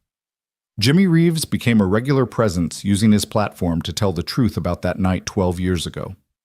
The Boxing Commission reopened the investigation, several officials were indicted, and Colton's name was officially cleared. 3 days before the fight, Sarah Kim released her documentary. The security footage she'd obtained showed everything Marcus paying off officials. Jimmy's coach injecting him with a cocktail of drugs, the referee deliberately ignoring obvious signs of distress. But more importantly, it showed Colton's face in those final moments, the anguish of a man forced to make an impossible choice. "You saved my life," Jimmy said at the premiere, addressing Colton publicly for the first time. "You sacrificed everything to save someone who didn't deserve it. I can never repay that, but I can try to make it right." The night of the fight, Madison Square Garden was electric. 20,000 people packed the arena, with millions more watching worldwide. The purse had grown to $15 million, with both fighters pledging their shares to the Second Chance Foundation. In the locker room, Colton sat with Evan, both of them quiet. "You nervous?" Evan asked. "Terrified," Colton admitted. "Why? You've beaten her before." "This is different. This isn't about winning or losing. It's about showing the world that enemies can become allies, that the past doesn't have to define the future." He looked at his son. "It's about showing you that your dad is more than his mistakes." "I already know that," Evan said simply. "I've always known that." Harper appeared in the doorway wearing her fight gear. "They're ready for us." The walk to the ring was surreal. The crowd was on its feet cheering for both of them, understanding that they were witnessing something unique. This wasn't about violence or dominance. It was about closure. They met in the center of the ring, the referee between them. "I want a clean fight," he said. "Protect yourselves at all times. Touch gloves." They did, and Harper whispered, "Thank you." "For what?" "For coming back, for fighting, for showing me who you really are." The bell rang and they began to move.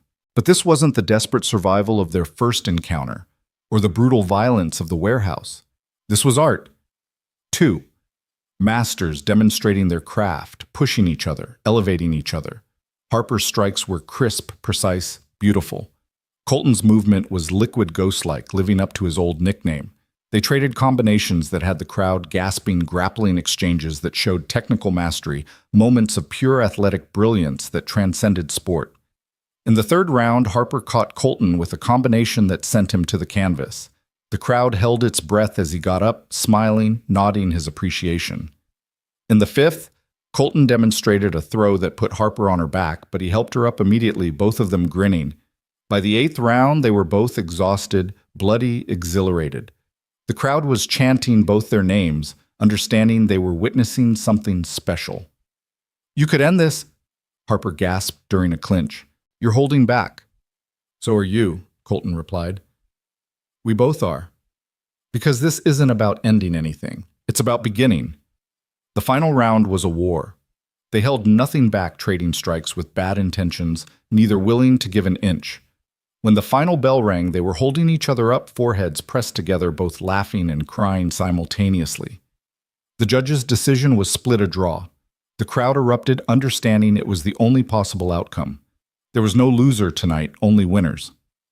As they raised each other's hands in the center of the ring, Colton saw Evan in the front row, tears streaming down his face, proud beyond words.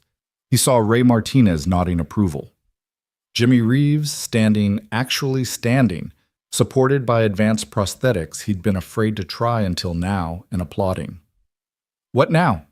Harper asked, both of them battered but triumphant. "Now we build something," Colton said. "The foundation. A place where fighters can be safe, where truth matters more than money, where second chances are real. Together. Together." 6 months later, the Second Chance Foundation opened its doors in a renovated warehouse, not the one where violence had nearly destroyed them, but one where it would be transformed into protection. The gym was state-of-the-art, with medical staff, counselors, and trainers who understood that fighting was about more than winning. Evan was one of the first students learning not just how to fight, but when not to. Harper taught classes for abuse survivors, showing them how strength came in many forms. Colton worked with veterans, people like himself, who'd seen too much violence and needed to find peace within it. Marcus Webb was convicted on multiple charges, sentenced to 20 years. Victor surprisingly applied to be an instructor at the foundation. "I was warrior in wrong war," he said simply. "Now I fight for right things." They gave him a chance. Second chances were what they were about after all. One evening, as the sun set over the city, Colton stood on the roof of the foundation building, watching the kids train in the courtyard below. Harper joined him, as she often did these days. "Any regrets?" she asked. "About the fight? The past everything? Any of it?" Colton thought for a moment. "No. Every mistake, every hard choice, every moment of pain, it all led here. Led to this." He gestured at the thriving foundation below. "Led to us." Harper took his hand, a gesture that had become natural over the months. The ghost and the hurricane. "Who would have thought?" "Mom would have," Evan said, appearing beside them with his training gear. "She always said Dad would find his way back to the light. Just needed the right person to show him the path." "And you think I'm that person?" Harper asked. "I think you both are," Evan said. "For each other." As the three of them stood there watching the sun paint the city gold, Colton realized his son was right. The ghost hadn't been resurrected, he'd been transformed. The man who'd hidden in shadows for 12 years had finally stepped into the light, not alone but surrounded by people who'd fought their way through their own darkness. The warehouse on Pier 47 had been demolished. Marcus's empire had crumbled and the lies of the past had been exposed. But from those ashes, something new had grown, something built on truth, sustained by forgiveness, and strengthened by the understanding that redemption wasn't a destination, it was a daily choice. "Come on," Harper said, pulling them toward the stairs. "Ray's teaching that new combination I want to learn." "The one that nearly knocked me out last week?" Colton asked. "That's the one." "You're going to be the death of me." "Maybe," Harper grinned. "But what a way to go." They descended into the gym together, the sounds of training and laughter rising to meet them. The ghost was gone, but Colton Hayes, father, teacher, partner, and fighter, was finally fully alive. The Foundation's success hadn't gone unnoticed. 3 months after the Madison Square Garden fight, Colton stood in Harper's office. She'd insisted he have one adjacent to hers, reading a letter that had arrived by courier. His hands trembled slightly, not from fear, but from recognition of a past he'd thought permanently buried. "What is it?" Harper asked, noticing his sudden stillness. "An invitation," Colton said quietly, "to testify before Congress. The House Committee on Sports Integrity wants to investigate corruption in professional fighting." Harper moved closer, reading over his shoulder. "This is good. You can finally tell the whole truth on record under oath." "It's not that simple." Colton set the letter down, walked to the window overlooking the gym where Evan was sparring with another student. "If I testify, I'll have to talk about everything. Not just the Jimmy Reeves fight, but what came before. My military service. The things I did that led me to fighting in the first place. The things you've never told me about. The things I've never told anyone about, not even Maria." He watched his son below, noting how much the boy had grown in just 6 months, taller, stronger, more confident. "Some secrets are meant to stay buried." Harper was quiet for a moment, then said, "Marcus is going to testify too. His lawyer called. He's trying to cut a deal claiming he has information about a larger conspiracy. International fight-fixing, money laundering connections to organized crime. Let me guess, he's painting himself as a small fish who got caught up in something bigger." "Exactly. And he's suggesting you were part of it. That the Jimmy Reeves incident was staged to manipulate betting odds." Colton turned from the window, his expression hard. "He's lying. I know that. You know that. But a congressional committee looking for headlines might not care about the truth as much as the story." Before Colton could respond, Ray Martinez burst through the door, his face flushed with urgency. "We've got a problem," Ray said. "There's a kid downstairs, 16 years old, beaten half to death. Says he knows you, Colt. Says you saved his father's life in Afghanistan." Colton was already moving, Harper following. They found the boy in the Foundation's medical room, their on-staff doctor treating numerous contusions and what looked like defensive wounds. The kid was Middle Eastern thin with eyes that had seen too much. "You're the ghost, boys," the boy said when he saw Colton. "My father showed me pictures. You pulled him out of a burning building in Kandahar, 2009. Colton studied the boy's face, saw familiar features. "Rashid, your father was our translator. Is he dead 3 weeks ago? They said it was a robbery, but it wasn't." The boy winced as the doctor cleaned a particularly deep cut. "The same people who are after me now. They wanted something my father had. Documents. Proof." "Proof of what?" "That American military contractors were selling weapons to insurgents. That fights were being fixed to launder the money. That someone named Marcus Webb was the connection between the military contracts and the fighting world." Harper and Colton exchanged glances. This was bigger than they'd imagined. "Where are these documents?" Harper asked. "Safe. Hidden. My father said if anything happened to him, I should find the ghost. Said you were the only one he trusted." The boy reached into his jacket, pulled out a flash drive. "This is just a sample. The rest is in a safety deposit box. But I need protection. They've already tried to kill me twice." "Who's they?" Colton asked, though he suspected he already knew. "Consortium of military contractors, organized crime sports management companies. My father spent years gathering evidence after he came to America. He wanted to expose them all, but he needed someone with credibility, someone who couldn't be bought or intimidated.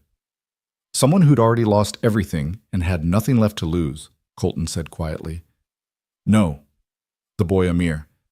He said his name was corrected. "Someone who'd found something worth fighting for again." They set Amir up in a secure room at the Foundation, posted Victor as security. The former enforcer had become fiercely protective of the kids they helped. Harper called her lawyers, started building a legal strategy. But Colton knew legal strategies wouldn't be enough. The people Amir was describing didn't operate within the law. That night, as Colton was helping Evan with homework, his son asked, "Is it true what that kid said about you saving his father in Afghanistan? How did you—" "I was listening. I'm getting good at that. Mom used to say I inherited your ability to be invisible when I wanted to be." Colton set down the math textbook. "Yes, it's true. Were there others? People you saved. Some, not enough. Is that why you became a fighter, to save people a different way?"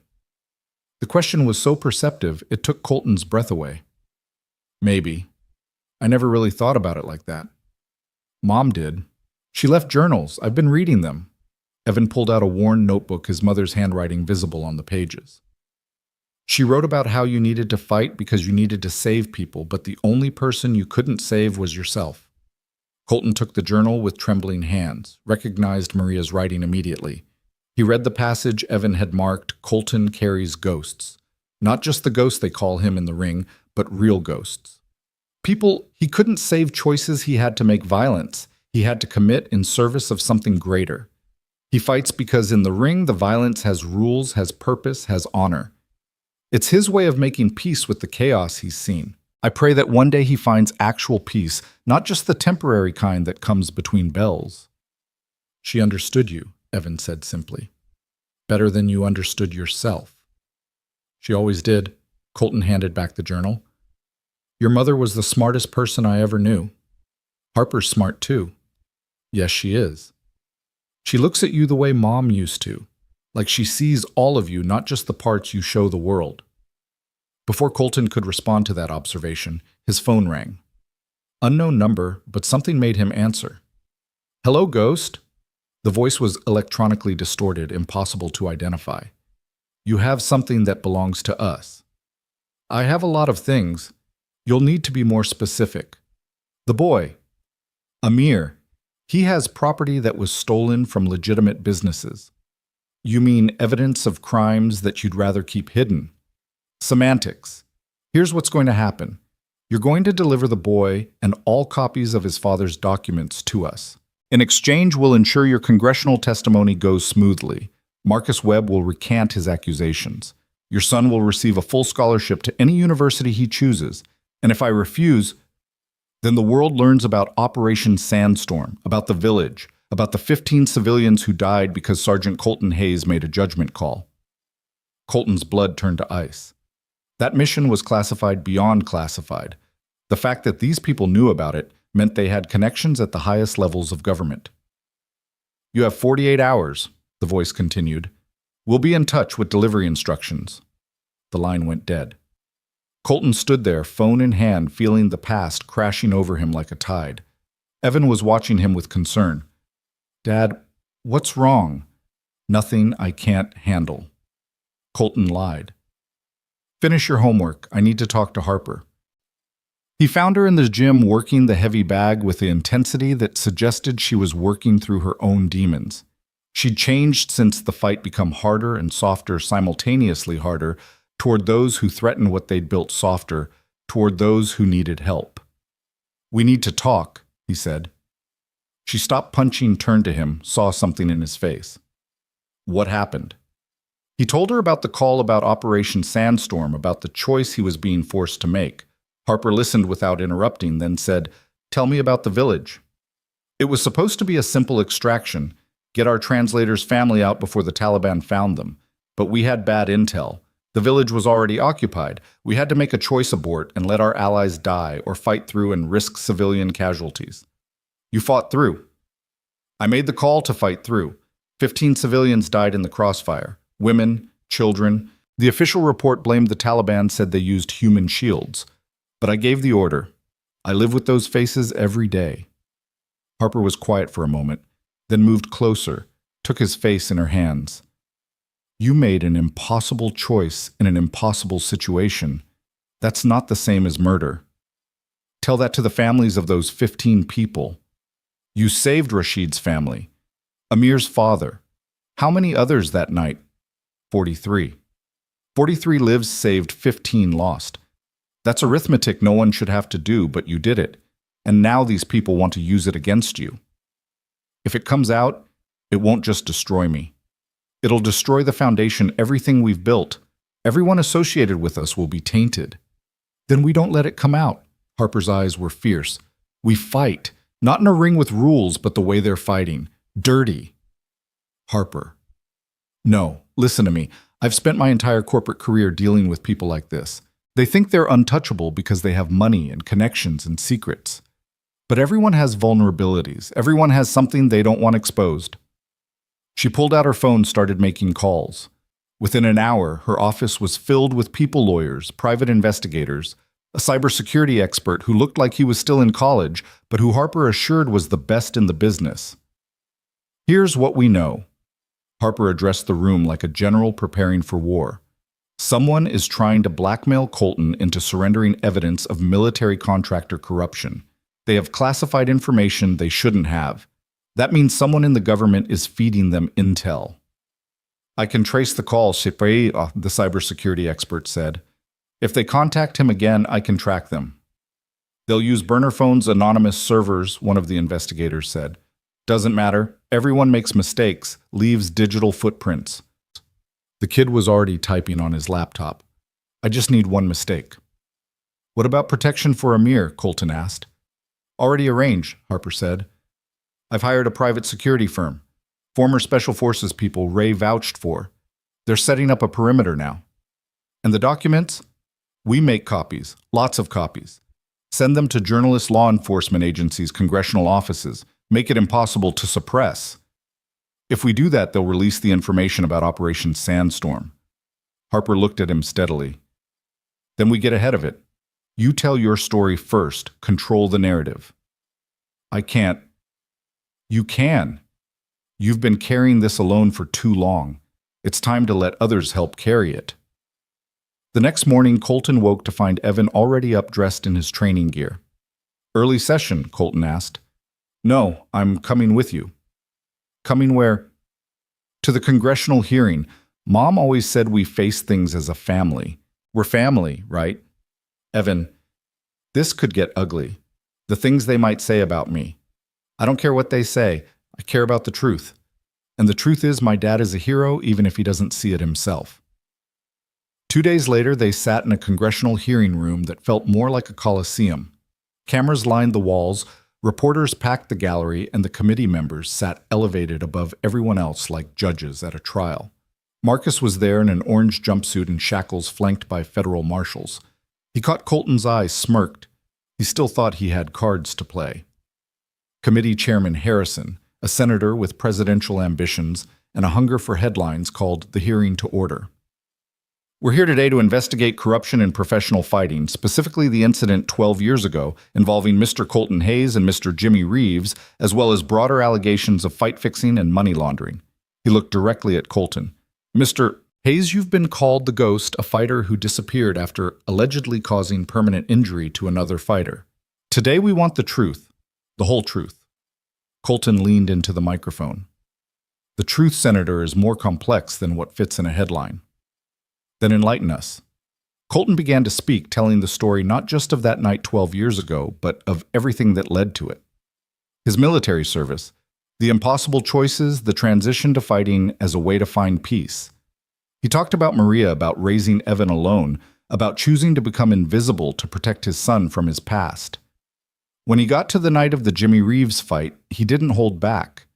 He described the drugs, the corruption, the moment when he realized Jimmy would die if the fight continued. I had seconds to make a choice, Colton said. Let him die a hero in the ring or save his life in a way that would end his career. I chose life. I'd make the same choice again. Even knowing what it cost you, Senator Harrison asked, especially knowing what it cost me, because I'm sitting here today able to look my son in the eye. Jimmy Reeves is alive, walking again thanks to new technology, running a gym where he helps young fighters. That's worth more than any reputation. Mr. Webb has suggested you were part of a larger conspiracy, the senator said. That the fight was fixed.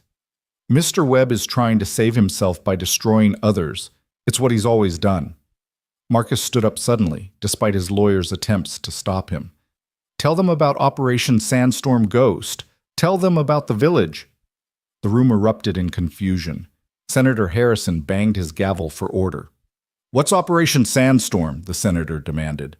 This was the moment Colton had dreaded. But as he looked at Harper in the gallery, at Evan beside her, at Ray and Jimmy, and even Victor, who'd come to support him, he realized he wasn't alone anymore. Operation Sandstorm was a classified military operation in Afghanistan, Colton said clearly. I was the sergeant in charge of an extraction mission that went wrong. 15 civilians died. I've carried that guilt for 16 years. You murdered civilians, Marcus shouted. This is your hero, a killer. I made a battlefield decision that saved 43 lives at the cost of 15. Colton said, his voice steady despite the pain. It was the hardest choice I've ever made, and I live with it every day, but I don't hide from it anymore. How is this relevant to the fight-fixing investigation? Senator Harrison asked, clearly thrown by this turn. Because the same military contractors involved in covering up Operation Sandstorm were laundering money through professional fighting, Harper said, standing up in the gallery. We have proof. She held up a flash drive. Everything's here. Financial records, communications, names, dates. The conspiracy, Mr. Webb was part of goes all the way to Pentagon procurement offices. You can't introduce evidence from the gallery, the senator began. I can, if I'm a witness, Harper said. I'm Harper Lane, CEO of Apex Industries. I'm also the woman who fought Colton Hayes 6 months ago, and I'm here to testify that everything he said is true. The hearing devolved into chaos. Marcus was screaming about deals and immunity. Reporters were shouting questions. The committee members were arguing among themselves. Through it all, Colton sat quietly feeling something he hadn't experienced in years. Peace. The secrets were out, all of them. And he was still standing. The hearing was recessed, but the damage was done. Within hours, the story was everywhere. Not just about the fight fixing, but about Operation Sandstorm, about Colton's past, about the conspiracy that connected military contractors to organized crime to professional sports. That evening, Colton stood on the roof of the foundation, expecting to see his reputation in ruins. Instead, he found something else. Messages of support from veterans who'd faced similar impossible choices. Families of fighters who'd been exploited expressing gratitude for his courage. Even some families from Afghanistan saying they understood the impossible position he'd been in. You did it, Harper said, joining him. You told the truth, and you survived. We survived, Colton corrected. I couldn't have done this alone. No one can do anything meaningful alone. She took his hand. Marcus is finished. He's looking at life in prison. The contractors are under federal investigation. The foundation is receiving more donations than we can process. You won. Did 15 people are still dead because of my decision? And 43 are alive. And now hundreds of kids will get help through the foundation. Thousands of fighters will be protected from exploitation. That's your legacy, Colton. Not the ghost. Not the violence. The lives you've saved and will continue to save. Evan appeared on the roof carrying his mother's journal. Dad, there's something else Mom wrote. I think you should hear it. He opened to a marked page, began to read. I know Colton thinks he's broken, that the things he's done and seen have damaged him beyond repair. But I see something different. I see a man who breaks himself against the world's sharp edges so others don't have to. That's not broken. That's the definition of whole, someone complete enough to give pieces of themselves to save others. Tears ran down Colton's face as his son continued. I won't live to see him realize this truth about himself. But I know someone will. Someone who's strong enough to stand with him, to fight beside him, to show him that he doesn't have to carry everything alone. When that person comes, I hope Colton is brave enough to let them in. He deserves that kind of love. The kind that doesn't try to fix you, but stands with you while you fix yourself. Evan closed the journal, looked at his father and Harper standing close together. I think Mom would be happy about this, about all of it. You really think so? Colton asked. I know so. She always said you'd find your way back to the light. You just needed time. Evan smiled. And maybe someone to spar with who wouldn't let you win. Harper laughed, the sound bright in the evening air. I never let anyone win. Neither do I, Colton said.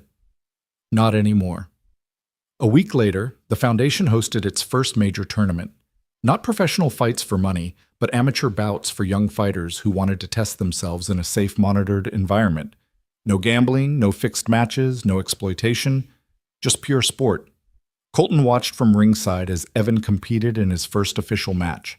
The boy moved like his father, fluid-controlled, always thinking 3 moves ahead. But he also had his mother's grace, her ability to find beauty even in conflict. He's good, Jimmy said from his wheelchair beside Colton. Really good. He could go pro someday if he wanted. That's his choice to make, Colton replied. All I can do is make sure he has choices. You've done more than that. You've given him a legacy to be proud of. The match ended with Evan victorious, but immediately helping his opponent up, checking if he was okay. The crowd applauded not just the winner, but the sportsmanship. That's what we're building, Harper said, appearing beside them. Fighters who understand that strength isn't about domination. It's about protection. That night after the tournament, after the crowds had gone home and the foundation had grown quiet, Colton found himself in the gym with Harper. They were cleaning up, putting equipment away, comfortable in the domestic rhythm they'd developed. I've been thinking, Harper said, coiling hand wraps, about what comes next. The foundation's doing well. We have funding for the next 5 years at least. I'm not talking about the foundation. She stopped, turned to face him. I'm talking about us. Us. Don't play dumb ghost.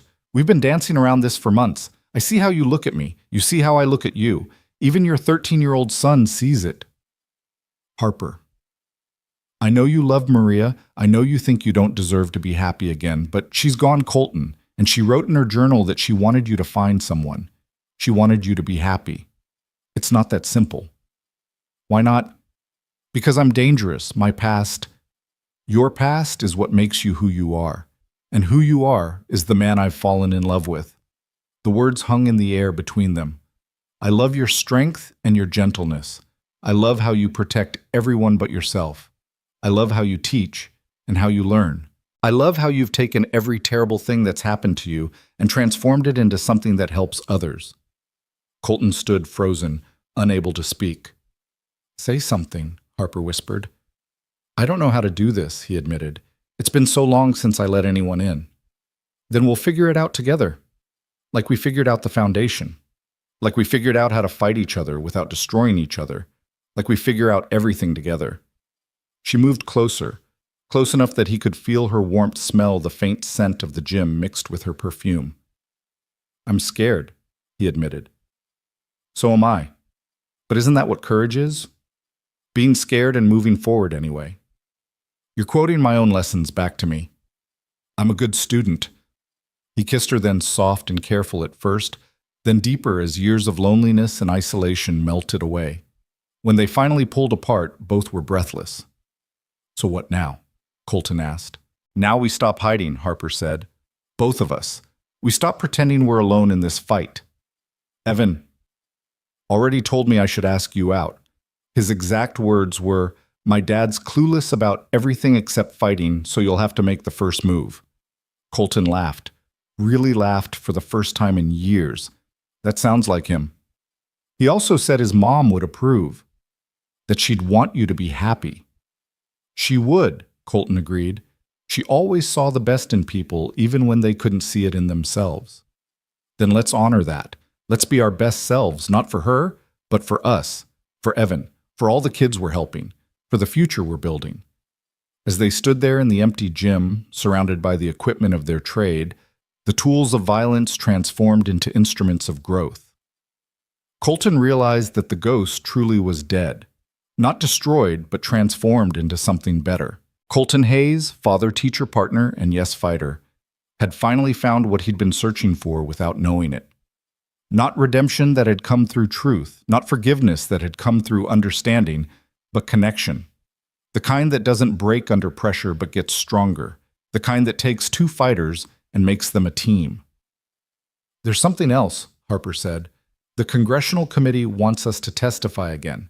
Together this time, about the foundation, about how we're working to clean up the sport. Next month. But this time, we're not defending ourselves. We're on the attack. We're going after everyone who profits from exploiting fighters. That's a lot of enemies to make. Good thing we're fighters, then. Good thing we're together, Colton corrected. Harper smiled that fierce expression that had first caught his attention in the atrium months ago. They won't know what hit them. The congressional hearing room felt different this time. Where before it had been a battlefield, now it was a stage for something unprecedented. Colton sat beside Harper at the witness table, their hands briefly touching beneath the polished wood, a gesture invisible to the cameras but grounding for both of them. The past month had been a whirlwind of preparation and investigation, and most surprisingly, the delicate navigation of their new relationship under the watchful eye of a 13-year-old who seemed to find the whole thing both amusing and overdue. Senator Harrison gavelled the session to order, his expression considerably less hostile than it had been at the previous hearing. The exposure of the conspiracy had made headlines for weeks, and public opinion had shifted dramatically in Colton's favor. "Mr. Hayes, Ms. Lane," the senator began, "you've submitted extensive documentation about corruption in professional fighting. The committee has reviewed your evidence. It's comprehensive." "Comprehensive is one word for it," Harper replied. "Damning would be another." She opened a folder, pulled out a photograph. "This is Tommy Suarez, 17 years old, died in an unsanctioned fight in Newark 3 months ago. His corner knew he had a brain bleed from a previous fight, but sent him out anyway because they had money on him losing in the 3rd round. That's murder," Senator Morrison from Texas said. "That's business as usual in certain circles," Colton interjected. "Tommy's just one of dozens we've documented. Kids pushed into fights they're not ready for, veterans with traumatic brain injuries being exploited for underground matches, fighters drugged without their knowledge to affect outcomes." "And you're proposing what exactly?" Harrison asked. "Federal oversight," Harper said. "Not just for professional boxing and MMA, but for all combat sports. Mandatory medical screenings, financial transparency, and harsh penalties for fight fixing." "The athletic commissions are compromised," Colton cut in. "We have evidence that 7 state commissioners have taken bribes in the last 5 years alone. The system is broken from the inside." A door at the back of the room opened, and Marcus Webb was brought in, still in custody, but scheduled to testify as part of his plea deal. He looked smaller somehow, his expensive suit replaced by a federal jumpsuit, his arrogance dimmed but not extinguished. "Mr. Webb," Harrison addressed him, "you've agreed to testify about your involvement in exchange for a reduced sentence." "I have," Marcus said, his voice lacking its usual confidence. "But I wanted on record that I was a small part of a much larger machine." "How convenient," Harper murmured loud enough for the microphones to catch. Marcus's eyes flashed with his old venom. "You want to know the truth? Fine. The fight game is worth billions globally. Not just the legal fights, the underground circuits, the money laundering, the gambling. You think what I did was bad. I was middle management at best." "Then tell us about upper management," Harrison prompted. Marcus glanced nervously around the room, as if expecting someone to silence him.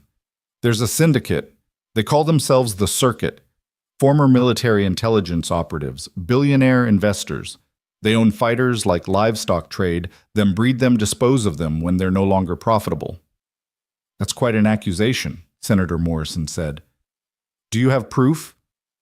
"I have names," Marcus said. "Dates, financial records.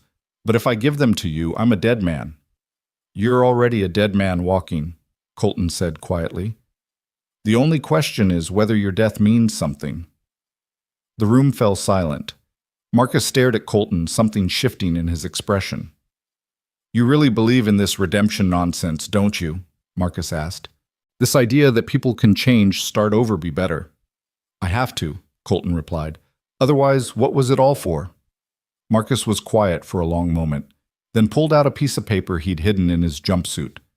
"These are the names, the real players. But once I give you this, I need protection. Real protection, not just federal custody." Harper took the paper, scanned it, her face paling. She passed it to Colton, who recognized several names, military contractors he'd encountered in Afghanistan, casino owners, even a federal judge.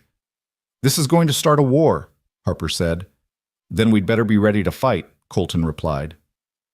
The hearing continued for 3 more hours, with Marcus revealing detail after detail of the corruption network. By the end, even the skeptical committee members looked shaken. When they finally recessed, Colton felt like he'd gone 12 rounds with a heavyweight. Outside the Capitol, reporters swarmed them. "Mr. Hayes, Ms. Lane, are you concerned about retaliation? How deep does this conspiracy go? Is it true you two are romantically involved?" That last question made them both pause. They hadn't publicly acknowledged their relationship, trying to keep focus on the foundation and the investigation. But Harper, never one to back down from a challenge, took Colton's hand in full view of the cameras. "Yes," she said simply. "We're together. We found each other through conflict, built something through understanding, and now we're partners in every sense of the word." "From enemies to lovers, Mom," a reporter said. "That's quite a story." "It's not a story," Colton said. "It's our life. And right now our life is dedicated to protecting fighters and exposing those who exploit them."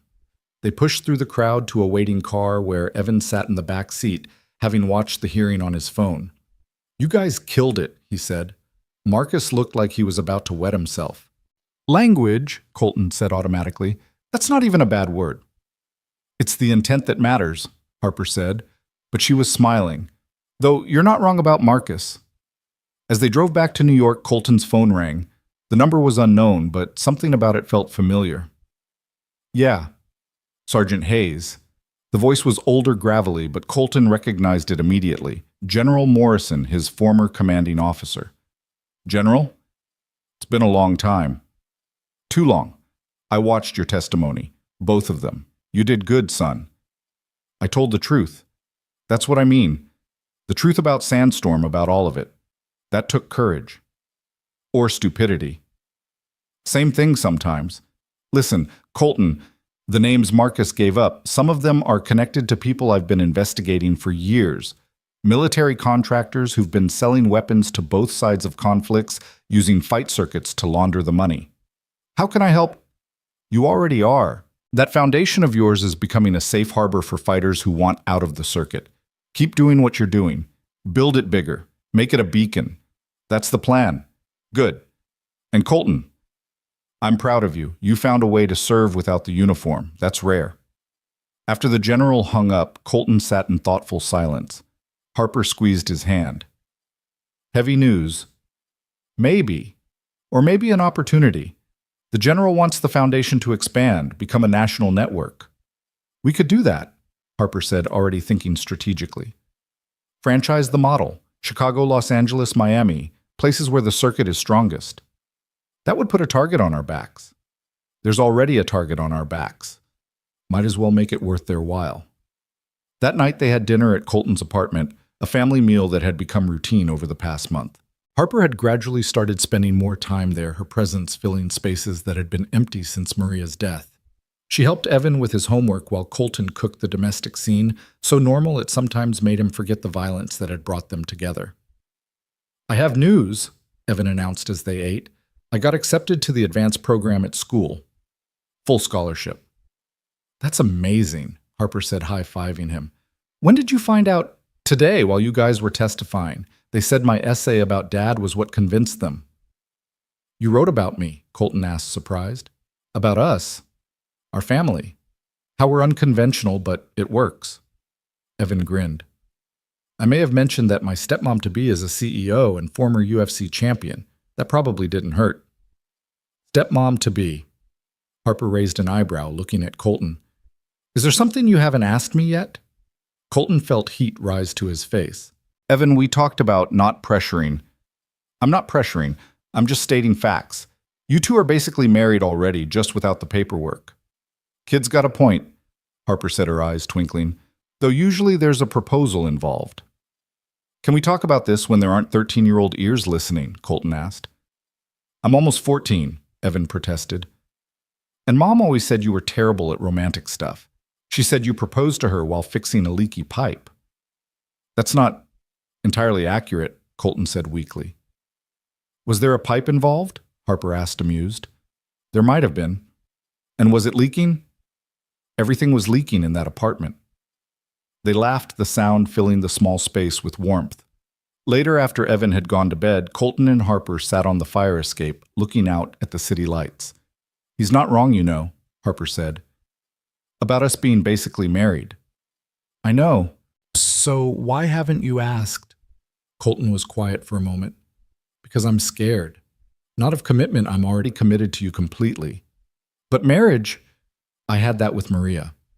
It was perfect until it wasn't, until cancer took her. I don't know if I can survive losing someone like that again. Harper turned to face him, her expression serious. You think I'm not scared? I've never had what you had with Maria. Never let anyone that close. My whole life has been about control, about winning, about being untouchable. But you touched me anyway. You got past every defense I had. You got past mine too. Then maybe that's enough. Maybe we don't need guarantees or promises of forever. Maybe we just need right now and tomorrow and the day after that. One round at a time. Like a fight. Like everything worth doing. Colton stood up, went inside, and came back with something in his hand. It was a simple ring, white gold with a small diamond. This was Maria's mother's, he said. Maria wore it until she told me to give it to someone who would understand that love isn't about perfect safety. It's about choosing to risk everything for something extraordinary. Harper looked at the ring, then at Colton. Are you asking? I'm asking. Harper Lane, will you marry me? Not because we're basically married already.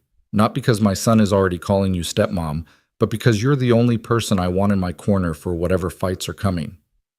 Yes, she said simply, letting him slide the ring onto her finger. But I have conditions. Of course you do. The wedding is at the foundation. Our kids train as ring bearers, all of them, every kid in the program who wants to participate. And Jimmy Reeves is your best man. Jimmy, you saved his life. He's walking again because you inspired him to try the new prosthetics. That circle needs to close. Who's your maid of honor, Seth? Evan. He's not a maid. Then he'll be my person of honor. He's the one who kept telling me his dad was clueless, and I needed to make a move. They kissed on the fire escape, the city spread below them like a glittering promise. Inside, unknown to them, Evan watched from his bedroom window, smiling. He pulled out his mother's journal, turned to a blank page, and wrote, Mom, Dad found her. The one you said would come. She's everything you said. She'd be strong enough to stand with him, brave enough to fight beside him, smart enough to see through his walls. I think you would have liked her. I think you would have been friends. And I think you'd be happy that we're a family again, different from before, but whole. The next morning brought chaos. The names Marcus had revealed had leaked to the press, and the circuit was retaliating. 3 foundation locations received bomb threats. A drive-by shooting targeted the New York gym, though no one was hurt. Harper's car was vandalized with a simple message, stop or burn. They're scared, Harper said, surveying the damage. Good. This is escalating, Ray warned. Maybe we should back off, let the feds handle it. The feds have been handling it for years, Colton replied. Nothing changed until we started pushing. What do you want to do? Victor asked. He'd become the Foundation's head of security, his past making him uniquely qualified to anticipate threats. We push harder, Harper said. I'm calling a press conference, every major outlet. That's painting a bigger target. That's the point. They want to operate in shadows. We drag them into the light. The press conference was held at the Foundation with dozens of young fighters standing behind them as Harper and Colton spoke. The visual was powerful, 2 champions protecting the next generation. The circuit thinks they can intimidate us, Harper said into the microphones. They think violence will make us back down. They're wrong. Every threat they make, every attack they attempt, only proves why our work is necessary. We're not just fighting for better regulations, Colton added. We're fighting for every kid who's been told their only value is in their fists. We're fighting for every veteran who's been exploited because they know how to fight. We're fighting for the soul of combat sports. Mr. Hayes, a reporter called out, aren't you afraid for your family? Colton looked at Harper at Evan, who stood with the other students at the community they'd built. I've been afraid my whole life, he said. Afraid of my past, afraid of being discovered, afraid of letting people down. But fear is just another opponent, and like any opponent, you can either run from it or face it. We're done running. That night, as they increased security at all their locations, an unexpected visitor arrived. Jimmy Reeves, walking on his advanced prosthetics with increasing confidence, brought someone with him, a woman in her 60s, well-dressed, but with the weathered look of someone who'd lived through hardship. Colton, Jimmy said, "This is Margaret Chen. She has something you need to hear." Margaret Chen sat down, pulled out a folder, thick with documents. "My husband was one of the original founders of the circuit. He died 5 years ago, but not before telling me everything. I've been waiting for someone brave enough to stand up to them." She spread the documents on the table, financial records, meeting minutes, even photographs. "This goes back 30 years, she said. "My husband started it as a way to settle disputes between criminal organizations without wars, but it evolved into something monstrous. Fight slavery, essentially. Young men and women owned by syndicates fighting for their owners' profit." "Why come forward now, Sim?" Harper asked. "Because I have terminal cancer. 3 months, maybe 4. I want to die with a clear conscience." She looked at Colton. "And because I remember you. My husband had video of all your fights. He said you were the one that got away, the ghost who disappeared before they could claim you. They were trying to recruit me, own you. There was a bidding war after your 5th professional fight. But then the Jimmy Reeves incident happened and you vanished. My husband was furious, said you cost him millions." "Good," Colton said flatly. Margaret smiled. "Yes, good. But now they're coming for you again. The circuit doesn't like loose ends, and you've become more than that. You've become a threat to their entire operation." "Then we'd better make sure we win," Harper said. Over the next week, they worked with federal prosecutors to build cases against circuit members. Margaret Chen's documents were a roadmap to decades of crime. But the circuit wasn't passive. They struck back hard. Victor was attacked outside his apartment, managing to fight off 3 assailants but ending up hospitalized with a broken arm and concussion. 2 foundation gyms were torched in the night. And then came the personal blow. Evan's school received a credible threat that forced them to send all students home. "They're trying to isolate us," Harper said, pacing the apartment where they'd all gathered for safety. "Make us afraid to leave, afraid to continue." "It's working," Evan said quietly. "Kids are scared to come to the foundation. Parents are pulling them out of programs." "Then we need to hit back," Colton said. "But not with violence. That's their game." "What do you suggest?" Colton pulled out his phone, made a call. "General Morrison, it's time for that favor you offered." Within 24 hours, the Foundation had new protection off-duty military personnel veterans who believed in their mission. The circuit had expected them to fold under pressure. Instead, they expanded. "We're opening 10 new locations," Harper announced at another press conference, this time with General Morrison and several congressmen standing beside them. "Every threat against us results in us growing stronger. Every attack proves why we're necessary." The circuit's response came that night. Not through violence this time, but through a message delivered by a well-dressed lawyer who appeared at their door. "My clients wish to propose a meeting," he said, handing over an envelope. "Neutral ground. They want to discuss terms." "Terms of surrender?" Harper asked. "Terms of coexistence. They recognize that you've won the public relations battle. They're willing to make concessions." "We don't negotiate with criminals," Colton said. "Everyone negotiates eventually, Mr. Hayes. The question is whether you do it before or after more people get hurt." The lawyer looked pointedly at Evan. "Young people especially." After he left, they debated late into the night. "It could be a trap," Victor said, his arm still in a sling. "Everything's a trap," Ray countered. "But sometimes you spring it anyway just to see what happens." "I say we go," Jimmy said. "But we go prepared. Wired for sound backup, ready, everything documented." "It's too dangerous," Colton said, looking at Harper. "I won't risk—" "You won't risk me," Harper interrupted. "I'm not Maria Colton. I'm not fragile. I'm your partner in this and everything else. We go together or not at all." The meeting was set for neutral ground, a conference room in a Manhattan hotel, lawyers present on both sides. The circuit sent 3 representatives, all men in expensive suits who looked like they'd never thrown a punch, but had ordered plenty of them thrown. "Mr. Hayes, Ms. Lane," the lead representative, introducing himself only as Smith, began. "You've caused significant disruption to long-standing business arrangements." "Criminal arrangements," Harper corrected. "That's a matter of perspective. What we propose is simple. You continue your foundation, your reforms, your crusade for fighter safety. We even support it publicly.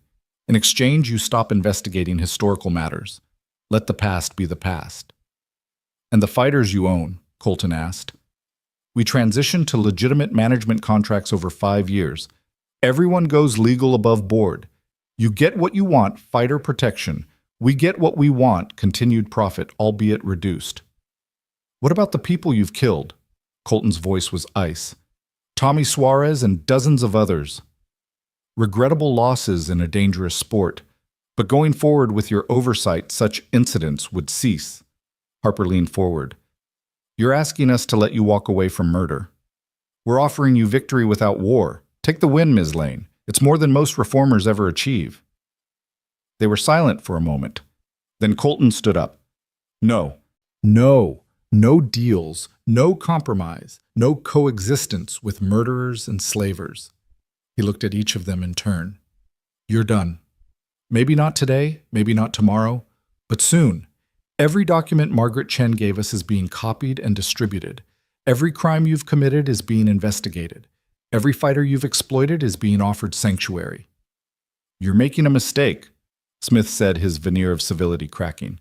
"We have resources you can't imagine. Power you can't fight." "Maybe," Harper said, standing beside Colton, "but we have something you don't." "And what's that?" "Nothing left to lose and everything to fight for." They walked out together knowing they'd just declared war on an enemy that had operated with impunity for decades. But as they emerged onto the street, they found something unexpected. Hundreds of fighters, young and old, standing in silent support. Word had spread about the meeting, and the fighting community had come to show they stood with the Foundation. "You see that?" Harper said, taking Colton's hand. "That's an army." "That's a family," Colton corrected.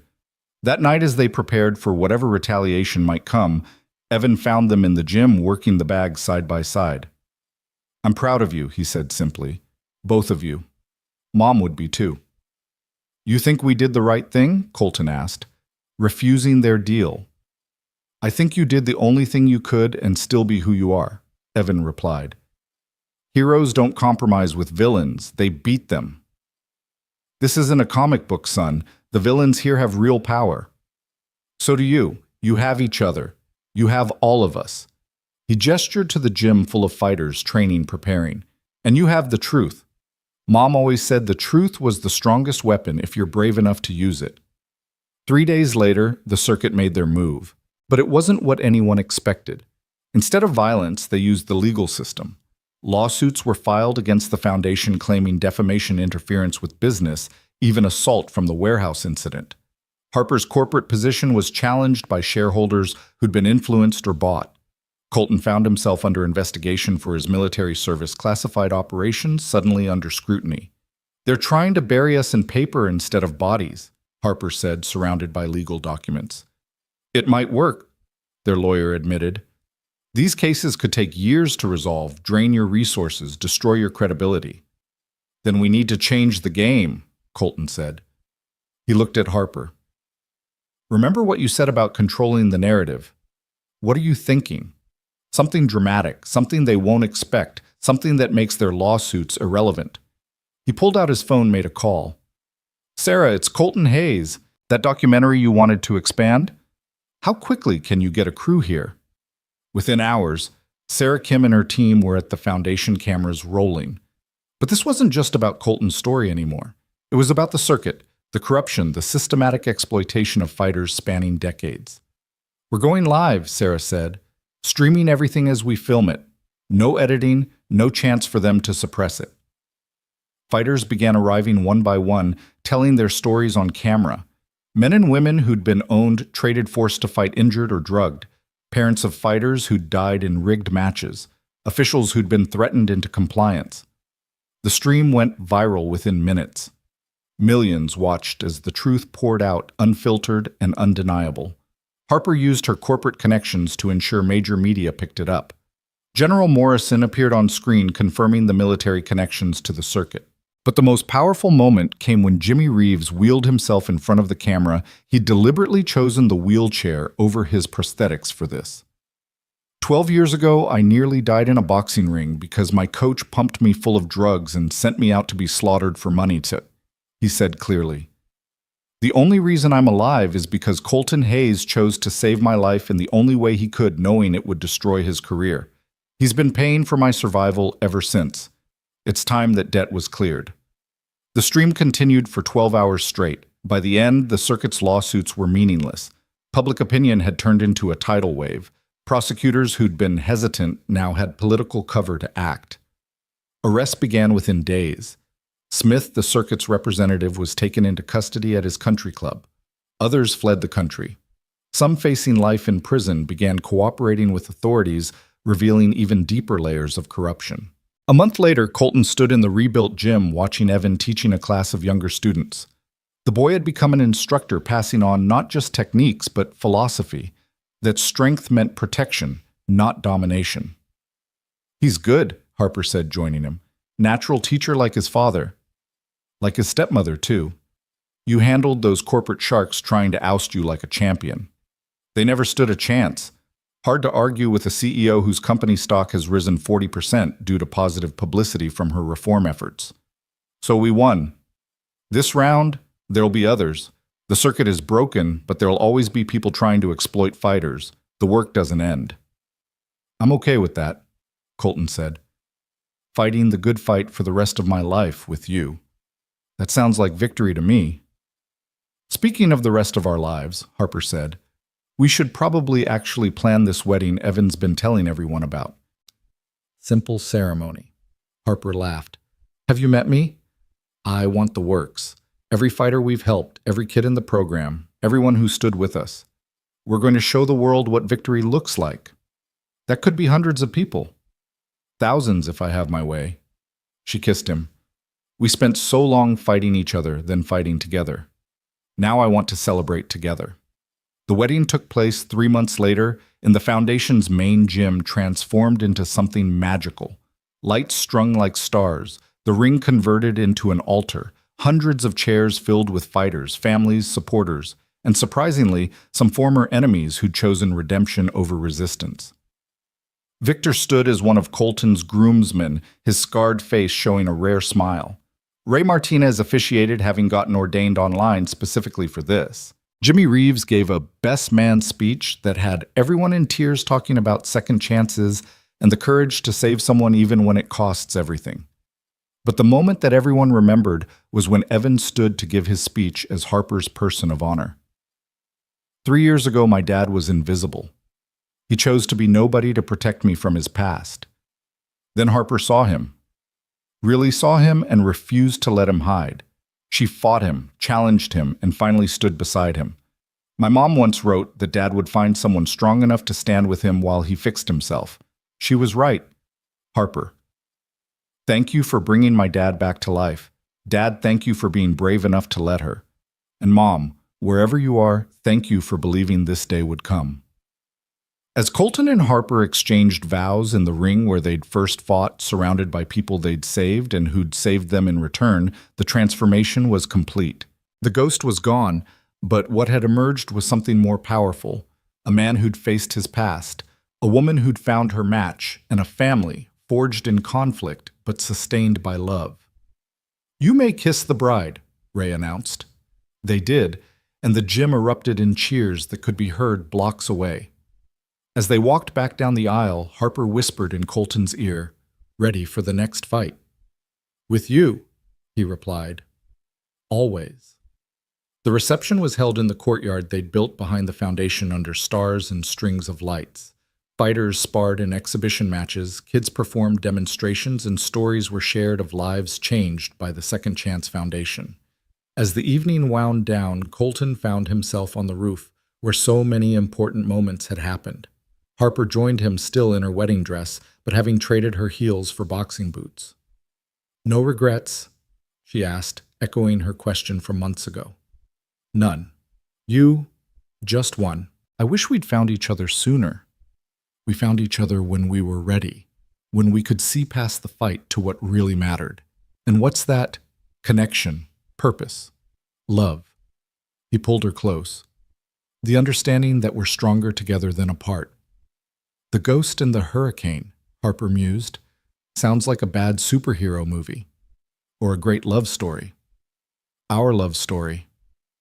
They stood there looking out over the city, over the foundation they'd built, the community they'd created, the future they'd fight for together. Below, music still played, laughter still echoed, and fighters still trained not for violence or money, but for the discipline and strength that would carry them through whatever battles life brought. "Your mom was right," Harper said suddenly. "About what?" "In her journal. She wrote that you'd find your way back to the light, that someone would help you get there. She was usually right about things. Think she knew it would be like this, that you'd go from janitor to warrior to reformer to husband again?" Colton thought about Maria, about her unwavering faith even as cancer took her strength, about her insistence that he keep fighting, keep protecting, keep believing in second chances. "I think she knew I'd find my way," he said, "and that I'd find someone who wouldn't let me give up, someone who'd fight beside me, not just for me. Then I hope I'm living up to her expectations."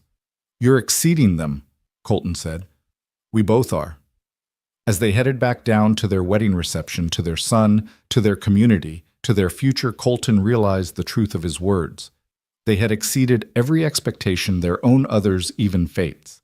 Two fighters who'd found in each other not an opponent to defeat, but a partner to stand with against whatever came next. The ghost was truly dead.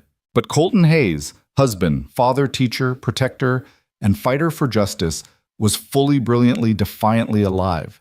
And beside him stood Harper Lane, wife, mentor, warrior, and CEO, equally alive and ready for whatever battle came next.